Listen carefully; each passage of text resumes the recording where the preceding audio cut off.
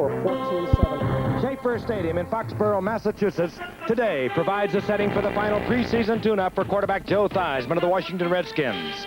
Theismann has the deep threat in Art Monk, the second-year man from Syracuse. And he also has variety added to his attack for this year in the form of Joe Washington and Terry Metcalf. And the big man is back, John Riggins. John Riggins, who for the third time in his career in 1979 went over 1,000 yards. But in 1980, for personal reasons, he took the season off. He's back. He'll add the punch to the Redskins' offense they lacked a year ago. Today, the Redskins meet the New England Patriots, headed by quarterback Steve Grogan, the controversial one, who once again has been designated the Patriots' #1 quarterback, although Matt Cavanaugh is pressing. The Patriots have receivers like reliable Harold Jackson. And even though Russ Francis is gone, Don Hasselbeck is in camp. He's been waiting in the wings for years to prove that he, too, can be a great tight end. Both teams undefeated in preseason play.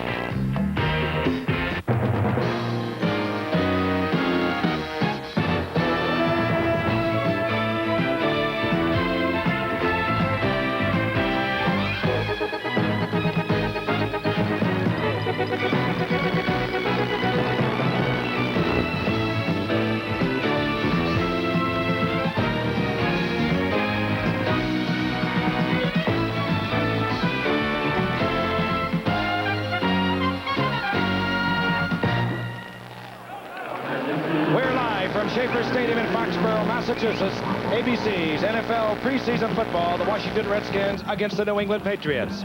This ABC Sports exclusive is being brought to you by Datsun, where you'll find value, economy, and quality.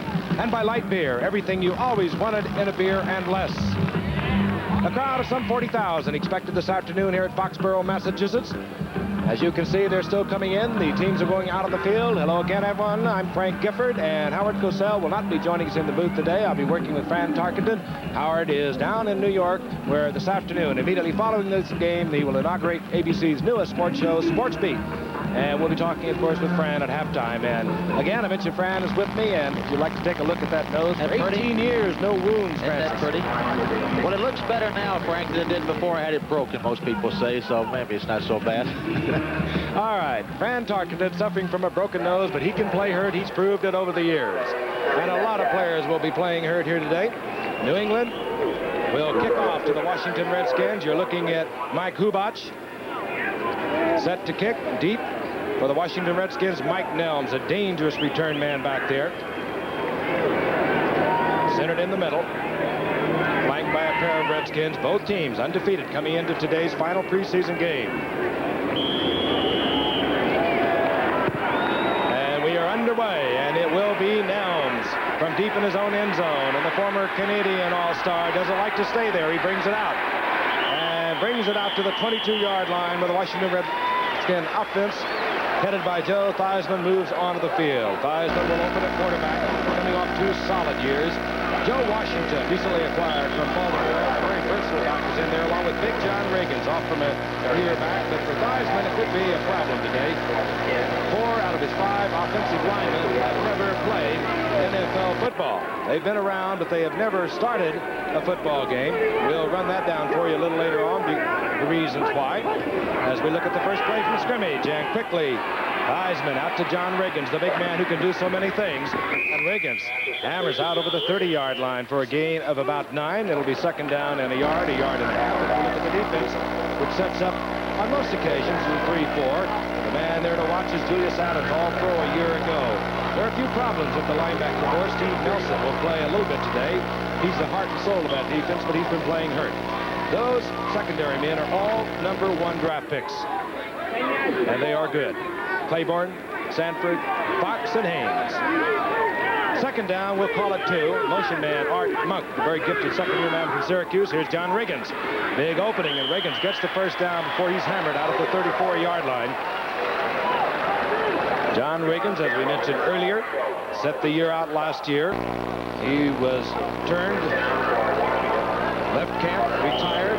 That case is in arbitration, and there are no results as yet. But that's what he did in 1979, his best season ever. He's a good one, Fran. Giff, Riggins said on his return this year that he came back because he was bored and broke. I'm not sure which took precedence. And he came back in marvelous condition. Very very interesting man, very quiet, a loner, but he takes very fine care of his body. Play action by Theismann. He does it well. Art Monk is open, and Theismann hits him beautifully, and Art Monk, who had 58 receptions as a rookie a year ago, is inside the 30-yard line of the New England Patriots, and this man can do a lot of things. He really can, Giff. They've had great wide receivers in Washington. Charlie Taylor, Roy Jefferson. Here's a little play pass action from Theismann. Sets up. He's going to be running against Ray Claiborne. And he just flat out beats him. Great speed. Can run with it after he gets it. It's a deep threat that every team must have, and the Redskins have theirs. Art Monk. Art Monk was the first Redskin #1 draft pick last year. The first one they had, #1 that is, since 1968.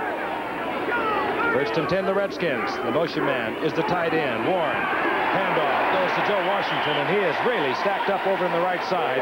Closing in, Julius Adams, number 85, whom I mentioned, was All-Pro a year ago, and Rod Schote, the outside right linebacker who's being pressed by Don Blackman. And there is the new coach of the Washington Redskins, Joe Gibbs, trained under Don Coryell. As a matter of fact, he thinks like Don Coryell, I would believe, because he called the plays for the San Diego Chargers as an offensive coach with him for the past 2 years. He, of course, replaced Jack Pardee. There was a loss of about a half a yard. It'll be second down. We'll call it 11. Motion man, Don Warren, the tight end. Theismann with protection from that young line. Fires complete to Don Warren. Flag is down. Warren goes down at the 24. Gain of about 5, maybe 6. Steve Nelson along with Rod Schote. It was a late whistle, Giff. You'd wonder if they got a face mask in there. The whistle was blown. The flag was dropped after the catch was made. As you can see, our referee today, Bob Frederick. Personal foul against the New England Pats. Final game of the preseason as they get ready to mark it off. Each squad is at 50 now. By Tuesday, they'll be to 45. And when you get to this point in the season, it's very difficult to cut any football team. And many of the decisions will be made off the play today. Here's the call by Bob Frederick. Personal foul, number 57 of the defense. First down. Steve Nelson, the man who played for his coach, Ron Earhart, years ago at North Dakota State. And he is the key to this New England defense. First down. Ball just inside the 13-yard line of the Patriots. Handoff. Joe Washington, a slashing, driving style of play down to the 5-yard line. Gain of 7. Tackled there by Tim Fox coming up from the free safety spot. It's interesting, Frank, to see a guy the size of Joe Washington, who obviously can run outside, catch the ball well, but he also has the strength to run inside. It's a good inside runner. There he is. Came from Baltimore in the offseason. Last year, 500 yards rushing, 51 receptions. Can do so many things. Originally started with San Diego as the 4th player picked in the 76 draft. Traded to Baltimore in 78.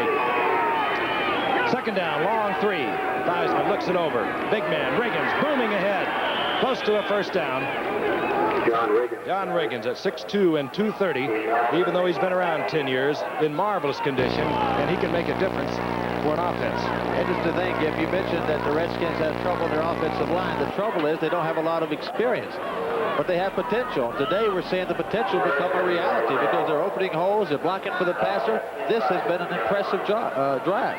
And even though they're undefeated in preseason play, we mentioned that early, the Redskins with wins over Kansas City, Minnesota, and Baltimore, they've only scored 3 touchdowns on the offense. First and goal as Riggins picks up the first down. Washington following Riggins, tries to hurdle over the line into the end zone. He does not do so. Picking up about a yard. It'll be second down and goal. Boobin, number 63, who was in there defensively when the New England Patriots go to a 4-3 in on that stop. As we looked at Ron Earhart, who took over in 79 from Chuck Fairbanks, who left in a rather bizarre fashion at the end of the 78 season. You would think in this situation, Giff, they'd like to give the ball to their big fullback Riggins with his power, but if they do that, they got to use little 179-pound Joe Washington to block. And one must never forget that Joe Theismann can roll out of that. He's a good runner. He likes to play action in the rollout. Second goal. Oh, and down goes the little one, Joe Washington. Mike Haynes, a perennial all-pro at the corner, read it perfectly. A loss all the way back to the 7-yard line. That boggles the mind. I don't understand when you have a 2nd and 1 from the 1-yard line, why you have to run across the backfield. This is a very dangerous play. These things happen often. We saw it happen last week in the LA-San Diego game. Mike Haynes came up, read the run, made an easy play. New England flexing their muscles inside their 10-yard line. 3rd down, goal to go. The ball at the 7-yard line. Art Monk split to the right. The tight end, number 84, is in there. But we go out with the pass to Ricky Thompson. Thompson tries to get up, move forward. Gets inside the 3. That'll be at 4th down. Steve King defensively for New England. If Theismann had thrown the ball on rhythm and led him enough, he had a chance to make a run for the end zone. But he really didn't give Thompson any chance at all to score. And they're going to have to settle for a field goal, and that's disappointing when you get inside the 2-yard line. They had a 1st and goal at the 2. New England rolled into the 7, and out comes the field goal unit, which features Mark Mosley with Theismann holding. 20-yard attempt. Straightaway kick by Mosley, who's having a great preseason after being very weak in 1980. And the Redskins, driving the length of field, have to settle for 3 points. We'll be returning to Foxborough in a moment. This meeting is called to decide which one of us is the most popular light beer drinker of all. Must be talking about me. I vote for my buddy, Boog Powell. Should I take the minutes?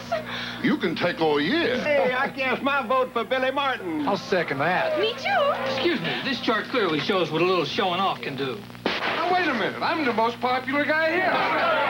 Gentlemen, wait, a little respect. At least we agree that light beer from Miller tastes great. Let's do it! Tastes great! Better make it a secret ballot. Could we vote for Red Auerbach? Please? I'm voting for me. Count the vote, and that's no joke. All right. Gentlemen, we have a winner. Says here the winner is Bubba Smith. I knew this was a bad idea. Light beer from Miller. Everything you always wanted in a beer, and less.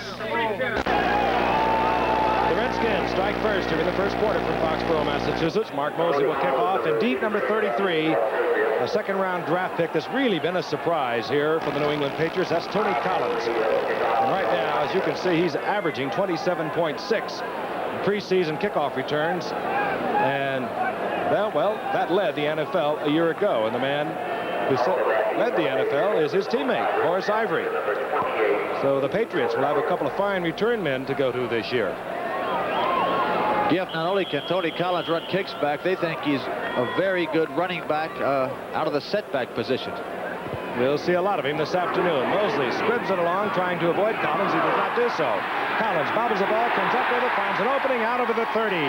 Close to the 34-yard line is Tony Collins, a rookie second-round draft pick out of East Carolina. And this will be our offensive set. We will begin with, we anticipate, a lot of changes this afternoon. Grogan coming off a good game last week in the Patriots win of the Oakland Raiders. There's your offensive line. Familiar name, Bob Kreider will not be in there today. He has a sore left foot. Gary Petz will be at right tackle. Steve Grogan. Preseason, he's 12 of 30, but was very good last week against the Oakland Raiders. This is Vegas Ferguson. For the New England Patriots. And let's take a look at the defensive unit of the Washington Redskins. Familiar name, Darren Talbot's no longer there, as you can see. Terry Brooks has replaced him. Troy Bacon will be there forever, I guess. The linebackers, 3 good ones. Not heralded and widely known, but they are quick, they are strong, and this secondary provided the best pass coverage in the National Football League a year ago. Mostly Tatupo is in there at fullback now, as we already get our changes. That's Mostly. And finding a big opening on the left, out over the 45 to the 46-yard line. It'll be first down, New England. We'd like to apologize, not only for the quality of Fran Parkinson's audio, who suffered a broken nose a couple of days ago, but we understand we are having some technical problems. We are on backup audio, so don't adjust your set. We'll let our technicians get to work on it. First and 10, New England at their own 46-yard line. Don Calhoun, 44, back in there, replacing Padupo. And this is Calhoun. Calhoun for a gain of about 1, tries the right side, pecks along, comes up on the left, still not touched. Leading rusher a year ago for the New England Patriots. Went the entire season through without a problem. Of course, Sam Cunningham did not report last year, and there was a lot of talk and a lot of rumors around New England that Sam Cunningham might be coming back. He, of course, a holdout throughout the entire 1980 season. Second down and 9. Mosi Tupu back in the lineup again, number 30. Broken to the air, fires, and it's incomplete. Intended there for Carlos Pennywell, who is playing today for an injured Stanley Morgan. The man who can do it all. We saw one night, 1978, right on this very field. He did everything. Threw a touchdown pass, ran a kickoff back there. That's what he did, as a matter of fact. 112 yards in kickoff returns. The last one to lock it up. If it was as impressive a performance as I've ever seen in a professional football game. He was unreal. Third down, we'll call it 8. The ball just inside the 47-yard line. The New England Patriots trailing 3-0 out of the shotgun, which New England has been utilizing throughout the preseason. Man wide open and missing. Don Westbrook was Steve Grogan. He hears the boos already. Yeah, he's been kind of maligned here in New England, and he threw 2 high balls. The play before that to Pennywell, he threw it up high. He had both receivers open, and he just missed it.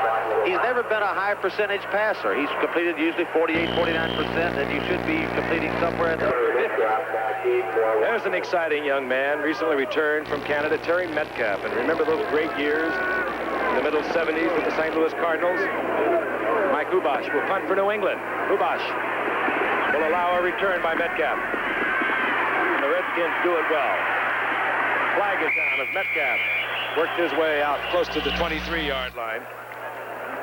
Terry Metcalf, along with Joe Washington, and with the new head coach, Joe Gibbs, will absolutely change the character of this Washington Redskins team. They think in terms of offense, and now with Theismann and his multiplicity of talent, they have the variety of Metcalf and Washington. We saw the indication against the Washington Redskins.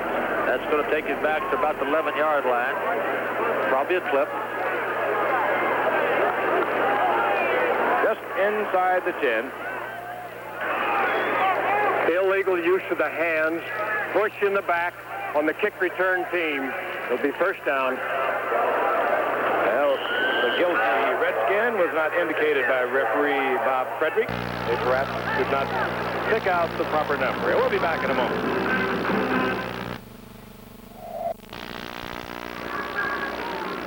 Back in Foxborough. Nice day. Unusually cool here in the New England area for late August. The temperature 69 degrees.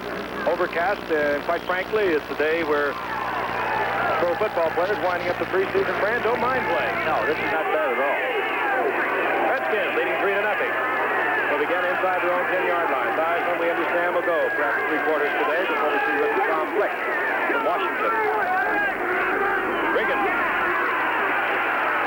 Riggins out over the 10 to the 12-yard line for a gain of 2.5 yards. It'll be second down and 8. John Zamberling, the inside right linebacker, there initially for the New England Patriots. Riggins, the 79, had his best season ever. It was his 3rd year, and he got over the 1,000-yard mark. The big thing, Fran, was that he could give them that first down punch. Oh, he's a consummate fullback. He's a great inside runner, but he can catch the ball. He's got speed to go outside. Second down, long 7. Riggins bouncing off a tackle. Another one. Out over the 15 to the 16-yard line, and that is just exactly what we were talking about. The man at 230 pounds really will make small linebackers and defensive backs suffer. And really running against the 3-man front of the New England Patriots, I've always thought, as you look at John Riggins there, the 3-man line is more designed to stop the run than the pass. And you will see him now going to 4 defensive linemen when they get into a pass situation. Gain of 5 by Riggins. Third down and 3. Ball just at the 11-yard line. Ricky Thompson slipped to the left. Along with Hartman, both wide receivers out there. And back against the grain is Washington. Big opening. And Washington has the first down, almost breaks it off before Tim Fox takes him out of bounds close to the 33-yard line. It was interesting, Giff. New England did go to the four-man rush line, and in anticipation of the pass, and here we have a replay of it. It's just a sweep. Used to hear it called the Green Bay sweep. Both guards out in front. They get good blocks. They kick the cornerback out. Here goes Washington doing his thing. Fine block by the youngster, Mel Jones, at right guard. And the first down provided by Washington out to the 33-yard line. Come on, John! Thompson to the right. Hardmuth is split to the left, and now the tight end, Warren, in motion. Washington gets back to the line of scrimmage, squeezes out a yard before Richard Bishop at nose tackle. Number 64, who's playing there in place of Ray Hamilton, who has a sore ankle, made the stop. There's Bishop. Missed all of last year's preseason. 3 games into the 80 season. When he came back, though, he came back ready to play. He was a holdout, as you might recall, with Mike Haynes. Been kind of a soap opera story, these New England Patriots, over the past few years. They come and they go. Coaches decide to leave mid-season. Strange. Second down, we'll call it 8. Theismann just getting rid of it as his tight end, Don Warren, was picked up, covered nicely by number 52, Steve King. There's Mac the sack, Tony McGee. Tony McGee came up with the Chicago Bears in 72, came over here in 74, and has been their top pass rusher ever since he's been here. 6 straight years, I think, Fran, he has been the leading sacker. Last year he shared those honors with Julius Adams. Adams, I could say uncharacteristic, he became an all-pro. 3rd and 8, New England will think pass rush. They're down in their 4-3 defense. And they turn a knee. Theismann has to hurry a pass. Incomplete, intended for Washington, as Theismann felt the pressure of Richard Bishop once again. And it'll be 4th down. Out comes the punting unit for the Redskins. That's what helps your defensive statistics against the pass when you get that kind of pass rush. Because Theismann had Joe Washington man-on-man with the linebacker, and he had him beat. Mike Connell will do the punting for the Redskins, and you're looking at Roland James, number 1 draft pick of a year ago. Didn't have a big average, but he won one game against the Jets, I think it was, with a 75-yard punt return for a touchdown. Connell bangs it high. James takes the chance and gets away with it. James back to the 30-yard line. Took the ball at about the 21 or 22 when he perhaps should have thought about the fair catch. He did not do so, and the gamble paid off to the tune of 10+ yards. We'll be back right after this message. Steve Grogan, who once again this year is coming off knee surgery. He had knee surgery before the 80 season. He had it again January of 81, this past January. Had a pretty good percentage year last year, Fran. As you mentioned, he's not been a high percentage man over his career. 57% last year, but then he tried to play hurt late in the season when Kavanaugh got hurt and threw up 6 interceptions to the San Francisco 49ers. He looks over at 1st and 10 with the ball at New England's 30-yard line, and they are trailing 3-0. Grogan slides around and throws it in and out of the hands of Rich Malott, the linebacker for the Redskins, who must be thinking, how did I not catch that? 5 Redskins had a chance to get it. I'll tell you, that's a tough play. When Grogan rolls to his right, tries to throw back to his left, I've not seen many quarterbacks who can do that. Matt Kavanaugh, who has been waiting around to get the starting assignment. He had it for a while last year when Grogan got hurt, but then he too was hurt against Baltimore, and he too underwent knee surgery. 2nd down and 10. Redskins in their classical 4-3. Grogan. Calhoun gets to the line of scrimmage, squeaks out a yard and a half. It'll be 3rd down and long. Rich Malott, very speedy, tough linebacker for the Redskins, was over there, number 57. And again, that was a smart throw by Grogan. When you throw 3 bad balls in a row, you need a completion in the worst way to kind of help your confidence, and he just kind of dumped one out there real nicely to old Calhoun. They mark it inside the 33, so we will call it 3rd down and 7. Washington now thinking pass. New England brings out Hasselbeck. They have their tight end rookie, Lynn Dawson, who's been spectacular in training camp. Third down, 7. Out of the shotgun. Grogan. Oh, and almost complete. Horace Ivory was there, stepping in front of a pair of Redskins, including, once again, Rich Malott. Incomplete, however. That will bring up 4th down and bring out Mike Hubash, the punter. Well, that wasn't Grogan's fault. He threw the ball right in there off the scramble. Ivory had a chance to catch it. Heat once again, Terry Metcalf. Interesting, Metcalf is back there on punt returns when the NFC Pro Bowl return man Mike Nelms is, of course, on the Washington Redskins squad. Hubash with a fine punt. Metcalf driven all the way inside his 15-yard line. Metcalf brings it back to the 28-yard line where he's taken by John Zamberlin. So Hubash, who won the punting duties here once again in preseason, moves to the sidelines and the Redskins offense comes back.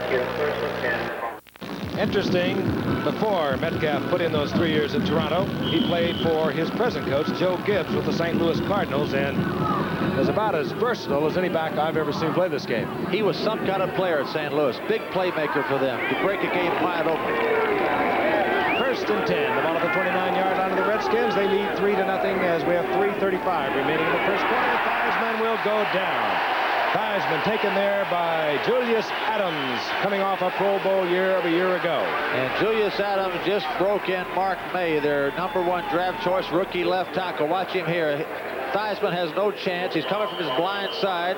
Julius Adams draws a bead, and maybe he broke his nose. So the loss is all the way back to the 20-yard line. It's Julius, now in his 10th season, but last season by far his best. Julius can play, my friend. 2nd down, 19. Motion man is Warren. Theismann, a man open, is Monk. Art Monk. Up close to a 1st down. Out around the 39-yard line. As we have a ground level look here, Theismann gets back. He doesn't throw the type of ball he wants to throw, but sometimes you don't. And this is what you want great receivers for. Look at this catch by Monk. He had to turn completely around, lay his body out, make the catch, and he's close to a 1st down. They're measuring. As I mentioned, Bobby Beathard, personnel director of the Redskins, picked him 1st round a year ago after a great career at Syracuse. As you can see, inches short of the 1st down. But he was a running back also at Syracuse, so when he gets the football, he can do a lot of things with it. Here's a situation again from the 3rd down. You've got the big Riggins who you can just bolt in there and try to get the couple of inches, or you can try to take a Joe Washington and let him fly over the pile. Let's see which choice they take. I take it, after listening to your comments down near the goal line, don't send them wide. No, run them straight ahead somewhere. Riggins surging to the 1st down at the 40-yard line. Big John Riggins. Well, that's why you give it to the big guy who weighs 225 or 30 pounds, because he was stopped at the line of scrimmage, as you saw him. But with his power, he drove the pile back and got his 1st down. You only need a couple of inches. John Riggins, who broke in 10 years ago with the New York Jets, got himself a 1,000-yard season there also. A couple of them, as a matter of fact. Laid out his option, went to the Washington Redskins, and of course, was out last season. Quick count. Washington. One-man screen in front. And Washington tries to break behind his offensive lineman, Jerry Scanlon. Trips, falls forward for a gain of a couple.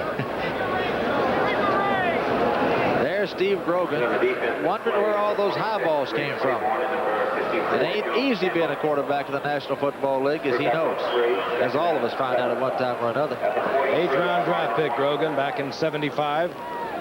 Had a questionable neck problem at the time, so he came up from Kansas State in the 8th round.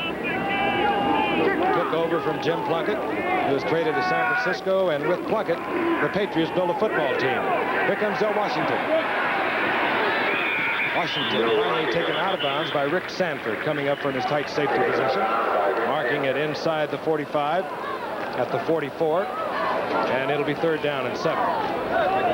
With the great speed of the defensive players now, you very seldom see a sweep that's strung out like that one was to the sideline, make any yards.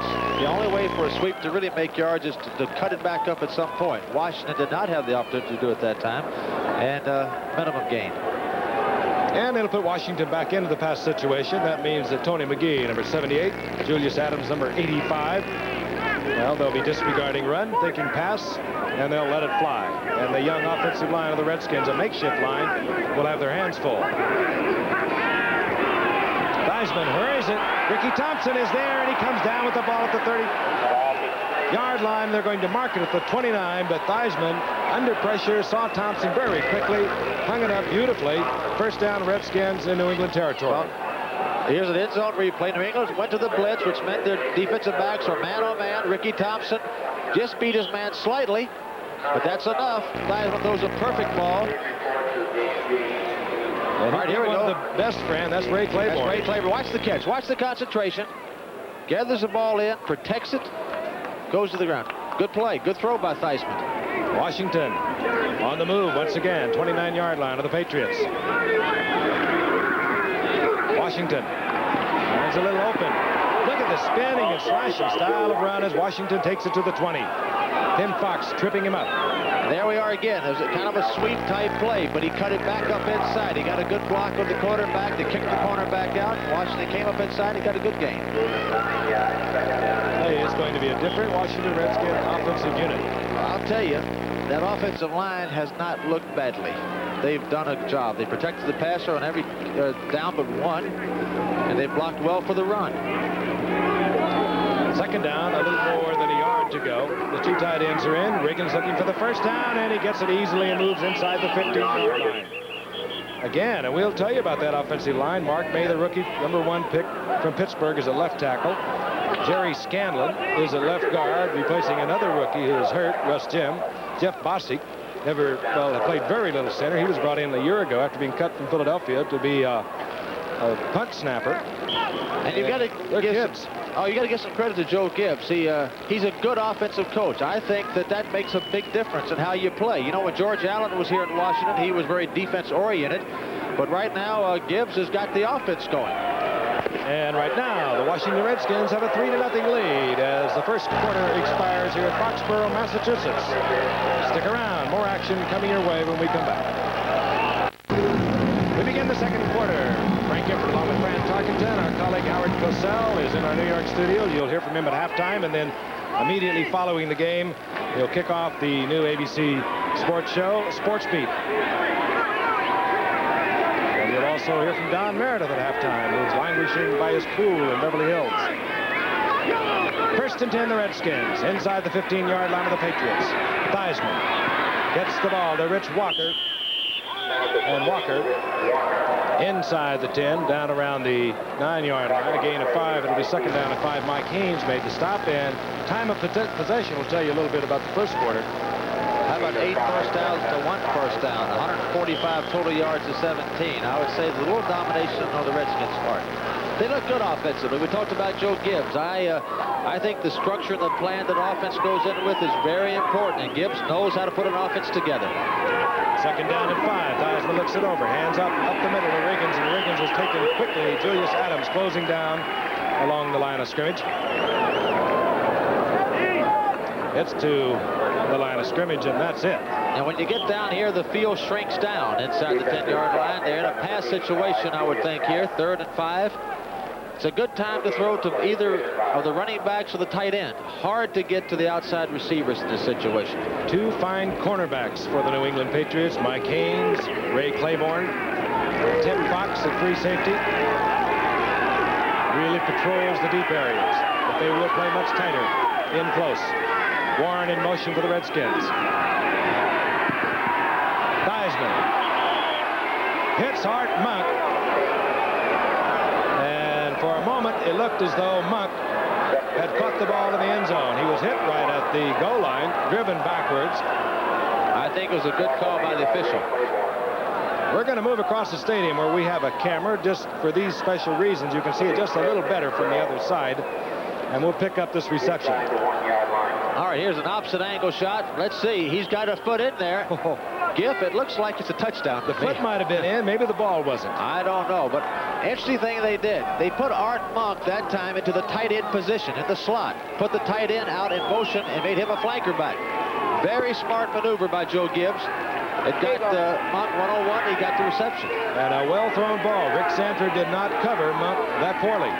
First and goal. Movement there, but no flag as Washington. Yes, now a flag is visible. Washington tries the right side. I think you probably saw the movement just before the ball was snapped. And that time, Washington tried the old hurdle over, and that's not working too well. Well, at 5'10", you got to go a long way before you start your hurdle. Well, offside against Washington. I would imagine that New England would take the penalty, push him back to the 6-yard line. Or 5 1/4. Right side of the offensive line moved before the snap. Repeat a first down. Thank you, Bob. Bob Frederick giving us the word. Ball is moved back inside the 6-yard line, and Joe Theismann might be thinking about what happened earlier in the first quarter when they couldn't get it in from the 2-yard line. He might go immediately to the air. They line up, however, very tight. Very tight.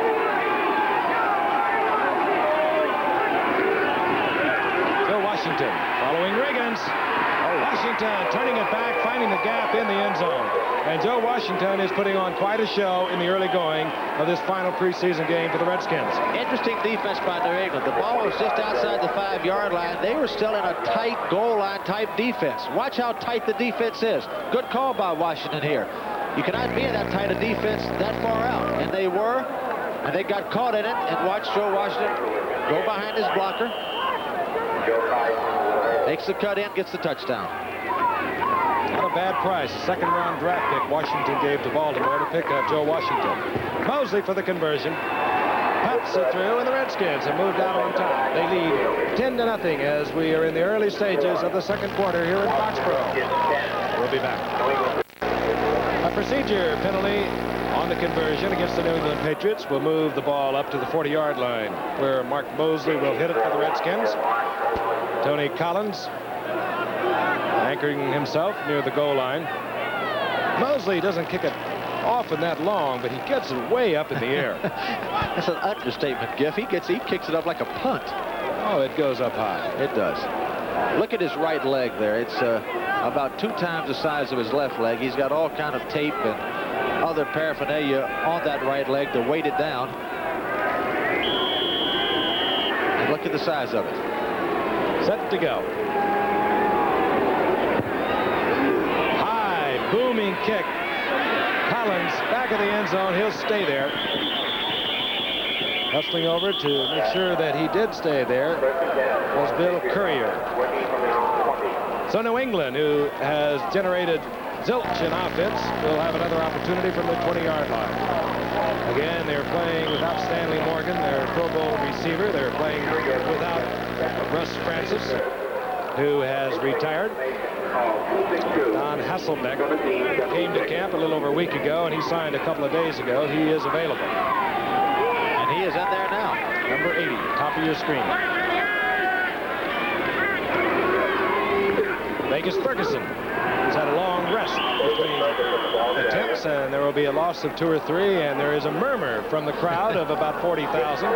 They'll let you know how they feel about football up here in Foxborough. Well, you people watching can take your choice. Is the Redskin defense that good or the Patriot offense that bad? I don't have a clue up here. Well, I can only tell you that their defense, the Redskins that is, last year was next to last against the run in the NFL. They were 27th. Second and 13. Grogan has the time, but no friends. Finds Vegas Ferguson. Gets to the line of scrimmage. That's it. And Vegas Ferguson wish he hadn't have found him. Neil Olkowitz, the middle linebacker, and a good one he is, even though he's only 6 feet tall and 225 pounds, was right there with him. You know, Grogan looked around 3 or 4 different places there. He really seemed a little bit confused and not knowing where to go. Maybe his receivers are all covered, but it's not a well-coordinated New England offense to this point. Maybe it'll get better. Earhart wearing out the gum as he watches nervously. Third down 14 out of the shotgun.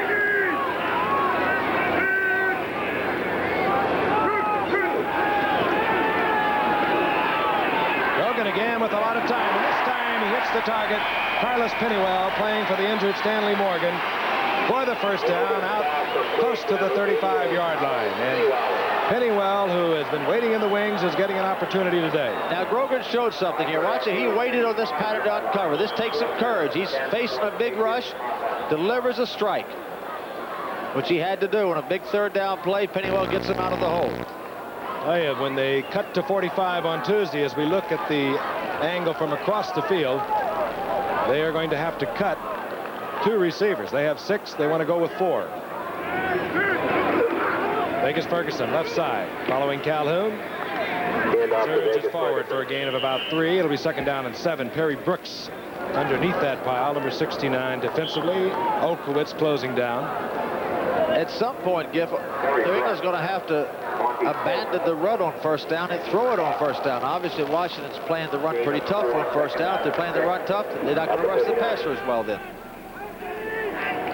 Calhoun comes out. Mosi Tutupu in as a single setback. Second down, let's call it 6. Preston Brown in motion. And coming back against the grain, Vegas Ferguson, and down goes Vegas Ferguson in the arms of Neil Olkowitz.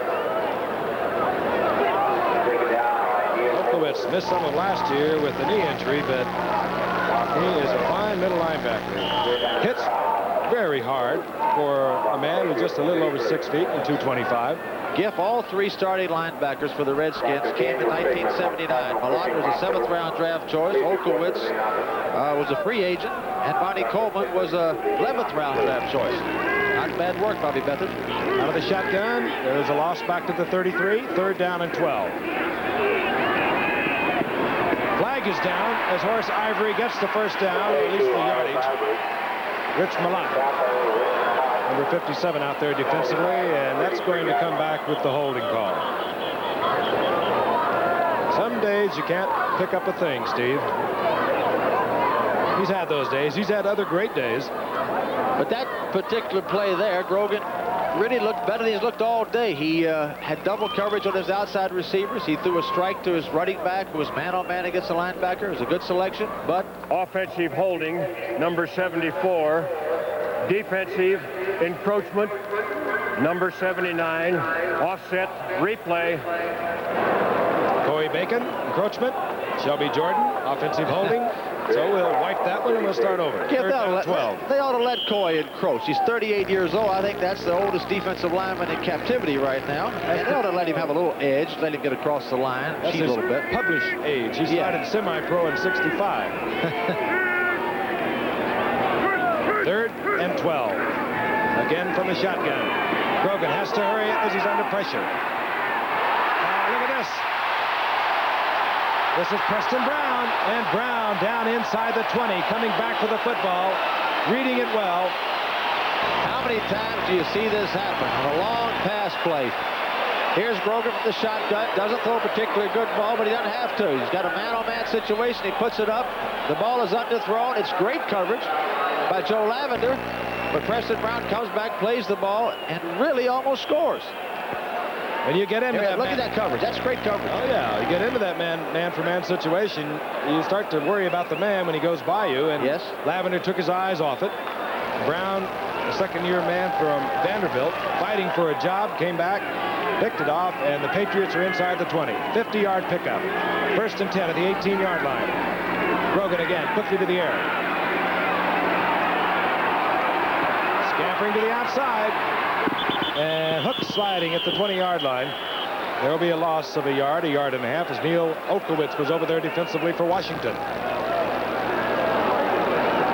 Grogan loves to run, not so much as he did in 75 and 76 when he, well, it was just common for him to be the leading rusher. Boy, he was a great running quarterback when he came up, but the knee injuries have slowed him down. I don't know why he ran then. He had single coverage out here to his right, and he had time to throw the ball, but he didn't like what he saw. They mark it at the 21, so it's a loss of 3. It'll be second down 13.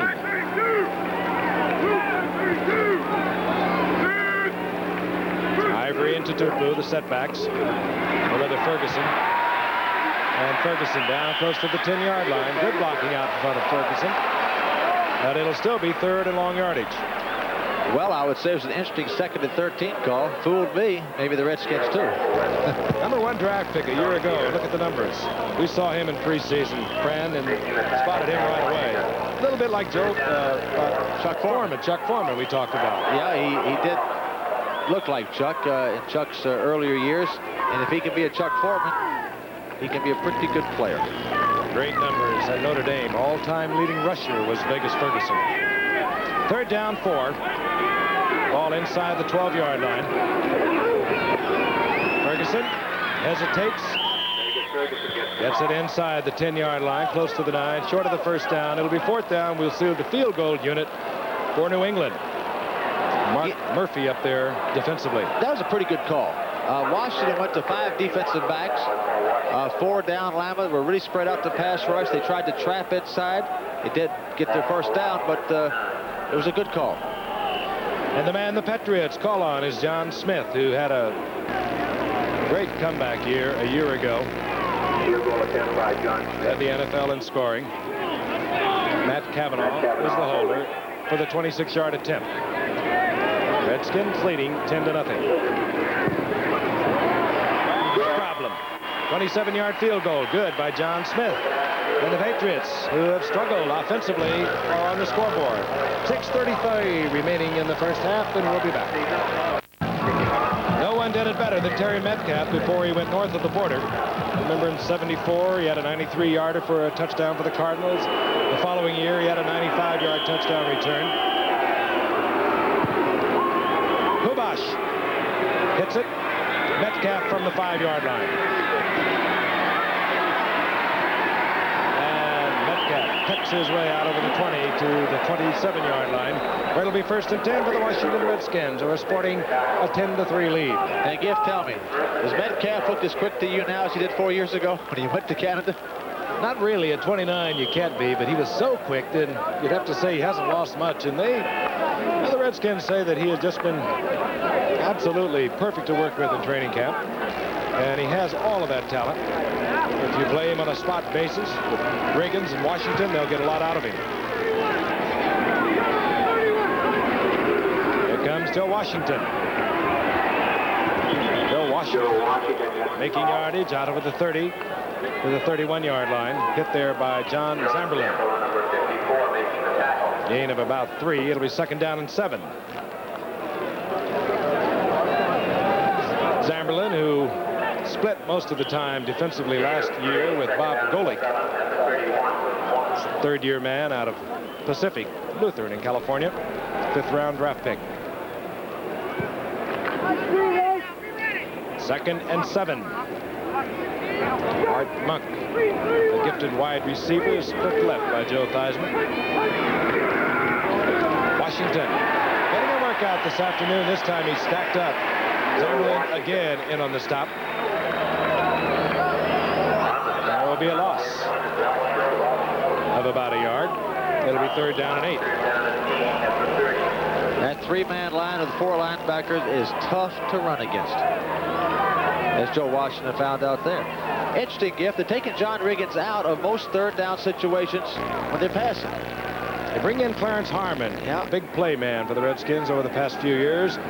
The Patriots now in their 5-men secondary, all of them number 1 draft picks. As Roland James, number 38, comes in for the Patriots. Theismann tries to throw in the gap. It's incomplete. And it'll be 4th down. The intended receiver, Ricky Thompson. Claiborne was there. And Tim Fox. If he'd have gotten that ball in there, he should be on another planet. That would have been almost an impossible throw. Dropping deep, Roland James for the Patriots. Mike Connell, as you can see, to do the punting. Roland James, who had a little over a 10-yard average a year ago.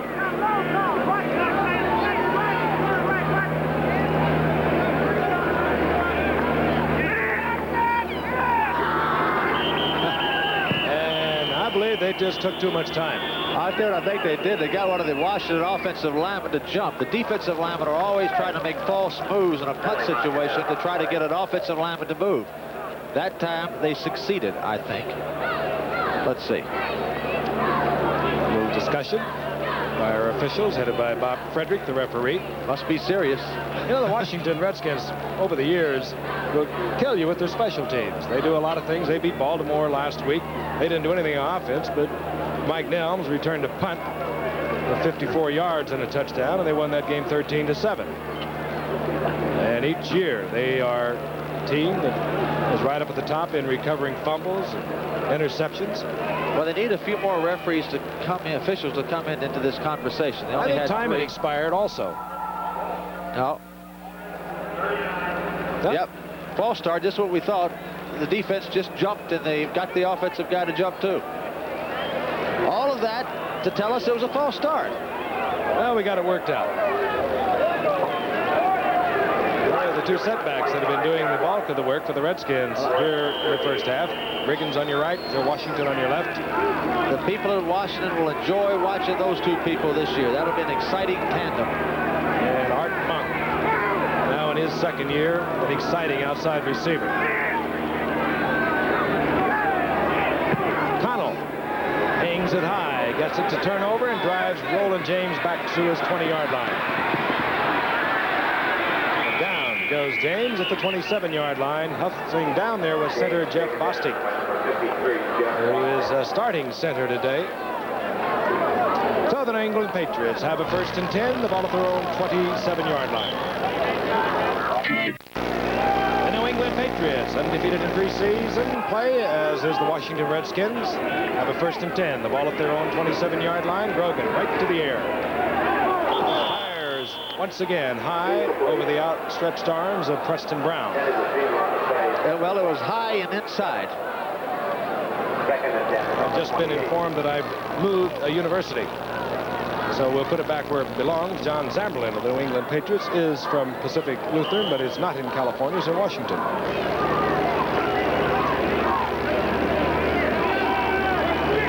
What a comparison. Washington dominating, but they only lead by a single touchdown. Vegas Ferguson, left side, big opening. Cuts back, runs into a hard-hitting linebacker.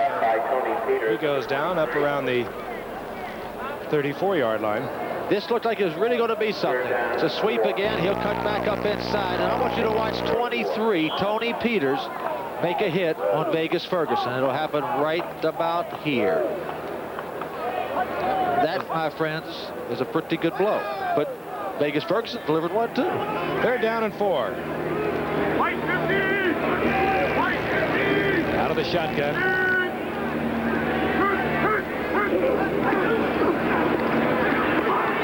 Grogan has the time, and he misses the outstretched hands of Don Hasselbeck. But as you can see, a flag flies as Monty Coleman and Tony Peters were providing the coverage. I think Tony Peters hit Don Hasselbeck did too, but too early. 33, first down. Call works against Tony Peters. Yep. Well, here's the end of the play. They're lucky they got the call because Grogan again missed his receiver. And Giff, that's a pretty technical call there. He hit his hip, but barely so. You don't touch him anymore. I think that's too thin a line myself, but who am I to think? 1st and 10, the ball inside the 45-yard line. Grogan play action. There's a man wide open, and it's Brown. He does not hold on to the football. Preston Brown had an opportunity to set New England in good field position. Does not hold on, and he's slow getting up. All right, here we are from the end zone. Play pass action. Makes the fake. It held the rush, as you can see there, very nicely. He waits for Preston Brown to come open. Throws a pretty good ball. But Preston Brown didn't catch it. And we're going to look at it again from across the field. Our camera located across the stadium. You see it just a little better. And as you see, whether you catch it or don't catch it, you're going to get hit. He threw it a tad behind him, but Preston Brown should have caught the ball. Wasn't a bad throw. Ken Toller, a rookie from Mississippi, is in the lineup, replacing Preston Brown. He, too, trying to get one of those receiver spots with the Patriots, and Horace Ivory is pounded at the line of scrimmage. It'll be 3rd down. Long yardage once again for Grogan. The And they bring in the two people that you're going to see during the season on passing situations. Horace Ivory, number 23, and number 32, Andy Johnson. Good receivers coming out of the backfield. Andy Johnson is from a great city in the South, Athens, Georgia. Is it a great city in the South? Ah, wonderful place. I know another person from there. You're not running for something down there, are you? That's home for me. Draw play. Andy Johnson. But he had a 3rd and 10, and he gets 6 of it. Monty Coleman has dropped into his pass protection and came back to make the stop. I don't know. Maybe they just want to work on their running game in 3rd and 10 situations. I don't know. But that's almost a give-up call. Quite frankly, both of these teams are looking ahead to their season opener next Sunday. The Redskins at RFK Stadium in Washington against Dallas. Baltimore will be here for New England. Metcalf drops inside his 10-yard line as Kubash is on to punt for New England.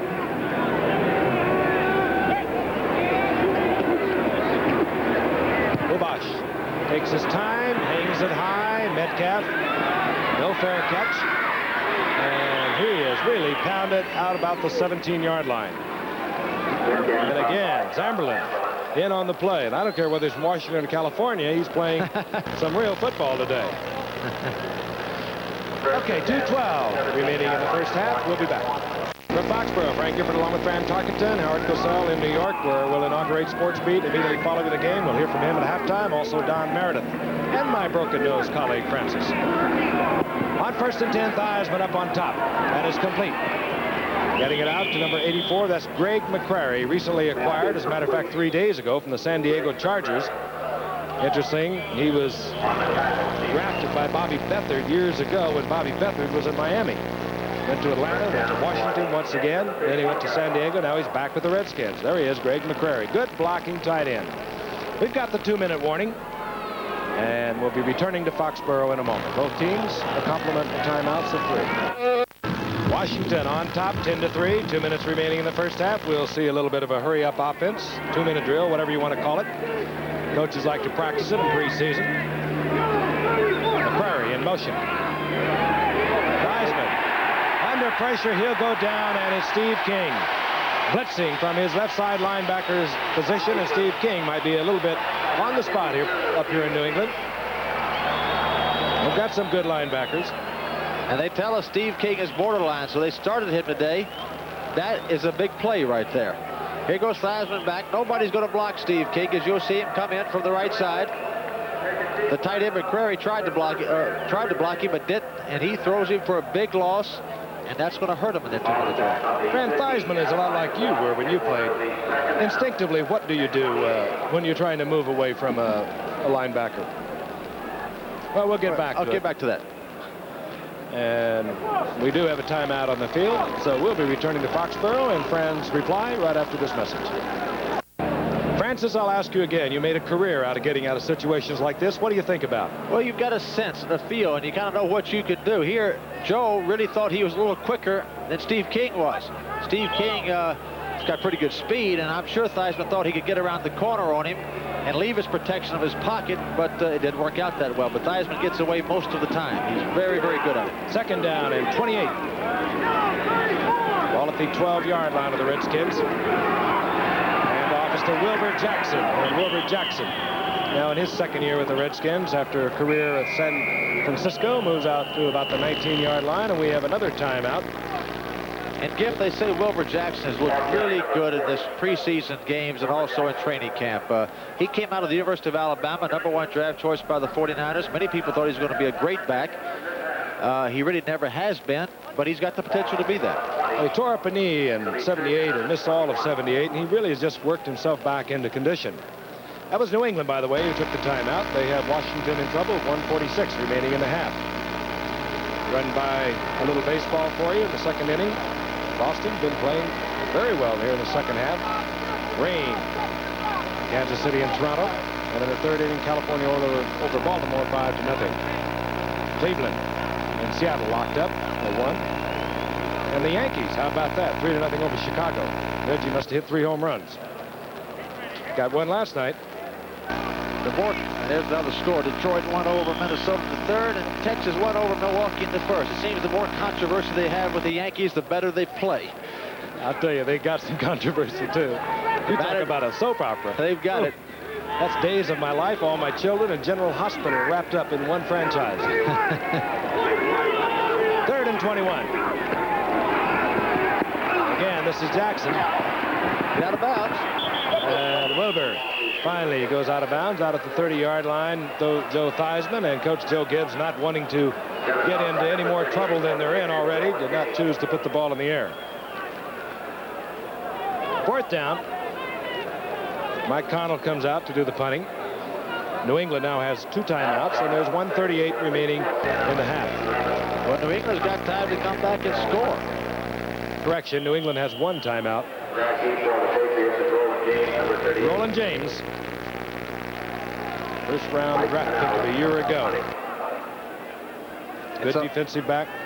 It's a funny game, Giff. Washington has clearly outplayed New England the entire first half, but yet New England has a chance to leave the halftime with the score tied 10-10. Connell wobbles it, doesn't turn over. James from his 25-yard line. It's setting up. Look out. James steps out of bounds at the 43-yard line, driven out of bounds by Clarence Harmon. 1:24 remaining in the half. New England down 10-3. They have 1 timeout remaining. You don't get to see the picket fence set up this good very often, so watch it. He gets out to the picket fence. It's set up, a line of blockers, and there you see them doing their job, and Roland James turns it on. Watch the hit right here. That could have been a penalty, but they didn't call it. Clarence Harmon, and of course, number 10, Mike Connell. That was probably his version, or a punter's version, of what a tackle was all about.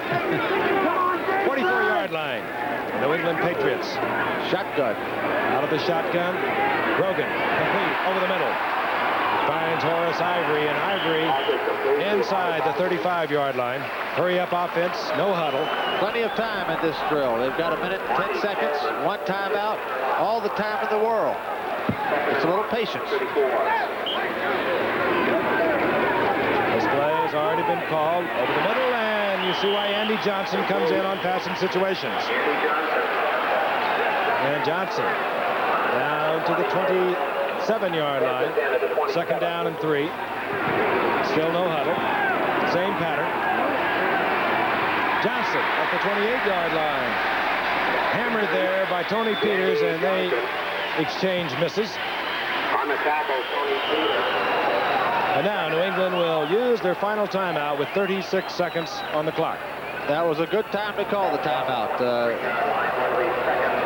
All right, here comes Grogan from the shotgun. You'll see Andy Johnson come out working on the linebackers here, or nobody. You'll see a cornerback come up from over there. Hits him. Johnson hangs on. He's as good coming out of the backfield now as most anybody in football. I'll tell you, Tony Peters, number 23, he will give you a pop. He only weighs about 175, 177 pounds. Give you serious headaches. Grogan is chewing the fat there with his coaches over the sideline. We're going to run a little more baseball by you from the National League in the 4th inning. Montreal is also playing good now in the 2nd season. Over Atlanta, 2-1. Cincinnati, 1-0 over the Mets. The Mets came out of there like they were going to blow everyone away. Reminder once again, we'll be joining Howard Cosell in our studio in New York at halftime, where he's standing by as producer of ABC's new sports beat, which will be on a regular basis this coming winter. Don Meredith will give us his views on who he thinks will ultimately wind up in the Super Bowl, as will Howard. That should be interesting. I want to hear Dandy's views. And Fran is going to get a franchise in Athens and move them to the Super Bowl. Well, old Grogan here has no timeouts, 36 seconds. He's 23 yards from the goal line. He's got to be a little careful with his time here. He can throw some down the middle. It's short of the goal line. He still has some time.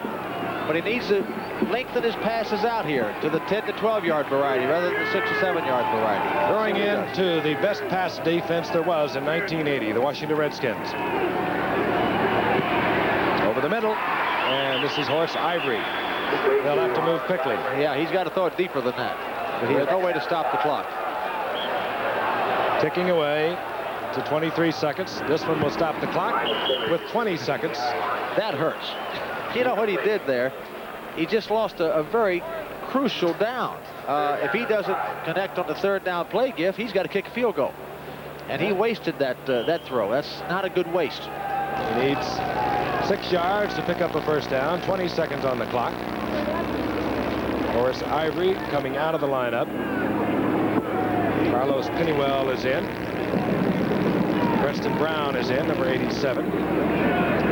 Now Tony Collins, the rookie second-round draft pick, has been spectacular in training camp, is in the lineup. He's number 33. He better throw to the end zone. Fired to the 5-yard line. They better hurry by Hasselbeck. And there's a scurry to get to the line of scrimmage. 9, 8, 7. Grogan quickly firing out of bounds, stopping the clock, and flag flies, and I believe New England will get a procedure call. Or they're going to call Grogan for intentionally grounding the ball. Now, if they do this, this will be an interesting call because he obviously wasn't trying to throw to receiver. I've really never seen it called like that before. Defense, offside. Oh! The defense had not got back onto the line of scrimmage, and it is incumbent upon them to do so. And Perry Brooks is saying, hey, wait a minute, no way. So we've got 5 seconds on the clock. Obviously, well, it would seem unlikely they'll get more than the one playoff. Do you go for the touchdown, go for the field goal, Francis? Well, 5 seconds is a borderline to get a play in. If you had 6 seconds, you could get a play and then kick the field goal. 5 seconds is borderline, but you're close down there. I'd take a quick throw at it. As academic at this moment as John Smith is on.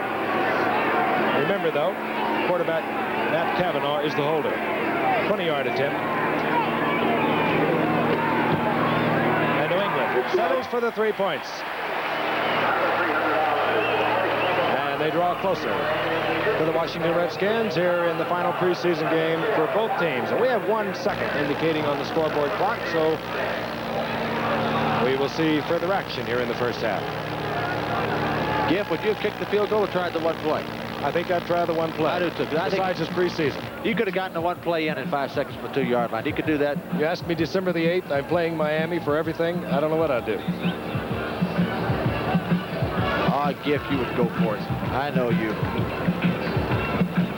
Yeah, we'll be back up here September the 21st for the New England Patriots and the Dallas Cowboys. And, of course, we open in Cleveland with San Diego September the 7th. 3 nights later, we're in San Diego on a special night, Thursday night. That's Pittsburgh and Miami. And then September the 14th, back at Fran's old digs up in Bloomington for the Oakland Raiders and Minnesota. And then on Thursday night, another special, September the 17th, Philadelphia at Buffalo. Great season for you here on ABC's Monday Night Football, which sometimes takes place on Saturday and Sunday and Wednesday and Thursday and Friday. Good games. The interesting game, I think, is on the 10th, Pittsburgh and Miami. You really don't know what either one of them have at this time. They're both great powerhouses in the past, still have good personnel, wonderfully coached teams. That'll be an interesting game to see in the 10th. Kubash will kick off. We're going to take a look at some of the action from those teams we'll be covering in the first 2 weeks of the season, and also get a Super Bowl prediction from myself and all of our colleagues. And this ball taken short by Darrell Grant, and Darrell Grant on the final play of the first half moves to midfield. So the two teams go in for a little bit of a breather on a really nice day for football, and we'll be returning, so stay with us. And Fran Tarkenton, or I should say Rocky, too, with his broken nose that he's reporting once again for Foxborough, and we're going to be coming back here, but we're going to kind of go out on a limb a little bit with our colleagues, Howard Cosell and Don Meredith, getting the predictions for the champions of the different conferences and also a Super Bowl winner. And right now, Howard is standing by in the studio in New York, where he is going to premiere his new show, Sports Beat, right after our game, the New England Patriots and the Washington Redskins. Okay, let's go to the coach in our studio in New York, Howard Cosell. You got it, Howard. Okay, Giffer. In the NFC, I thought the Atlanta Falcons should have won it last year. I liked them with Bartkowski and Andrews and Keene and the fleet wide receivers to win it this year. In the AFC, I like the Oakland Raiders to repeat, and I think Ted Hendricks will again be the most dominating player in football. And in the Super Bowl, I always pick the AFC. They've proved in interconference rivalry that they're the major league. Back to you, Giff. All right. I always stick with the NFC. We're going to give our predictions, but on videotape, we visited with the dandy one out in his digs in Beverly Hills. Don is a little different, and he's going to give you his idea who's going to win the conference championships and also his pick for the Super Bowl. Here's the dandy one. Okay, Frank, I'll give it a try. To make a prediction about an unpredictable sporting event in a very unpredictable world, of course, is a tough thing to predict. But I'm no sissy. So here goes. In the unpredictable AFC, the most predictables are your San Diegos, your Pittsburghs, your Clevelands, your Buffaloes, your Oaklands / Los Angeleses, and possibly this is the year of your New Englands. But in your more predictable NFC, of course, you're going to have your Atlantas, the Philadelphias, your Minnesotas, your Anaheims, your Irvings. And after combing through a veritable plethora of information, well, certainly a handful, I predict that the year 1981 will be remembered as the year the foot came back into football. The year of the sidewinder, it will be called. Yes, there will be many long throws downfield by daring quarterbacks, many of whom only speak to their head coaches via hand signals. And strong young legs will dash and dart just out of the grasp of well-conditioned, overgrown seek-and-destroy units. But when the countless eyes are focused on the winter wonderland of Pontiac, Michigan, 2 sidewinders will remain, and the last foot to touch the ball will play for the team that wins it all. Will it be the Bars, the Corrals, the Franklins, the Mazzettis, the Benershkas? No, no. It'll be Raphael Septien of the Irving Cowboys. There, I've done it. I predict the Cowboys over the Chargers, which is rather predictable. You know, the sun in California does funny things to you. And so does Bev Hills. All right, Francis, hang out there. I'm going to hang out there a long, long way, right across the street. I'm going to pick the Falcons at the NFC. I'm going to pick a surprise team that's never been there before, the Steelers in the AFC, and I'm going to go with the Falcons to win it all because, unlike Howard, I believe in the NFC, although I never delivered for the NFC. I think it's going to be close between Dallas and Philadelphia in the NFC. I think Dallas will do it. I really liked them last night. I watched them. They got that defense. They got Dutton playing again. They got Tony Dorsett like he's never played. They should win the NFC. I think it might come down to San Diego and Oakland on our final Monday telecast of the season. That would be December the 21st when we will carry that game. And I think it'll be San Diego. I think it has to be Dan Fouts sometime. I think in the Super Bowl it's going to be, well, it's going to be San Diego. It's going to be Dallas. Do I agree with Don? I guess I did. I think Dallas will win it. And there we are. Now, I know we're going to replay this probably December the 21st, so we're going to be stuck. I hope not. Okay, halftime activities winding down here at Foxborough, Massachusetts. We'll be coming back for second half action right after this message. You by the Miller Brewing Company, brewers of Miller High Life. If you've got the time, we've got the beer. And by Datsun, where you'll find value, economy, and quality. And we'll be back with the second half kickoff after this message from the National Football League, and then a word from our local stations. Stay with us for final preseason action coming your way. And you're looking at the handsome features of Russ Francis, who has joined us in our ABC booth. And Russ, you're watching your first football game again with the New England Patriots that you're not involved in. What does it feel like inside? I'll tell you, it's a lot tougher, Frank, mainly because it is my team, the New England Patriots, and I'm just sitting here for rooting. That's all I can do from where I sit right now. You got a lot of friends down there, Russ. Have you had a chance to talk to them and get their feelings about your retirement? I went to the hotel this morning and spoke with some of the players, spoke with a couple of the coaches, Raymond Barry, and had a nice talk with Mr. Sullivan this afternoon. So I miss it quite a bit. I'm going to miss the guys, and I told them to go out there and give it everything they got. And so far, they haven't done that. I think they'll get to it. Russ, I want to thank you, wish you the very best, whatever it might be. And again, I know you're missed not only by your teammates, but by all these fans around here, too. Thanks for stopping by. Thanks a lot, Frank. Okay. Let's take a look at the stats of the first half. Again, kind of a Washington game. it is. Here we are. Washington has dominated the first half, although by the score you wouldn't know it, 10-6 in favor of Washington, but they dominate the first downs, rushing, passing, total yards. No turnovers either way. And time of possession clearly in the favor of the Redskins. New England had a chance at the end of the half to come back and tie the game up, but they opted for the field goal. There he is, Joe Theismann. 10 out of 13. That ain't bad. 130 yards. Joe Theismann has developed into a very, very fine National Football League quarterback. He'll be 32 years old come next week and in his prime as a quarterback in this league. And he's got a fine young head coach who's helping this Redskin team with a good offensive plan. And you know, they say, Fran, that most of the defensive work for the Redskins defensive unit now comes from Richie Pettibone. Joe Gibbs concentrating heavily on the offense. Richie Pettibone out of Tulane University, played for the Chicago Bears for years. He's a little heavier now than he was in his playing days. Was a quarterback in college, defensive back with the Bears, and a little portly, you might say. I would say so. Tony Collins, you had a glimpse of for the New England Patriots, awaiting the kick of Mark Mosley as we get the second half underway. Taken there by the front man, that's Bill Courier. Courier finds an opening on the right side, and Courier out to the 35-yard line, sprawling close to the 36. Rick Walker was down there to make the stop for the Washington Redskins, and we anticipate seeing Steve Grogan once again. As we look down on the field, we see Matt Cavanaugh. So Matt Cavanaugh has been alternating throughout the preseason with Grogan, with Tom Owen seeing occasional action, comes into the lineup. In preseason play, Matt Cavanaugh 16 of 27, 59%.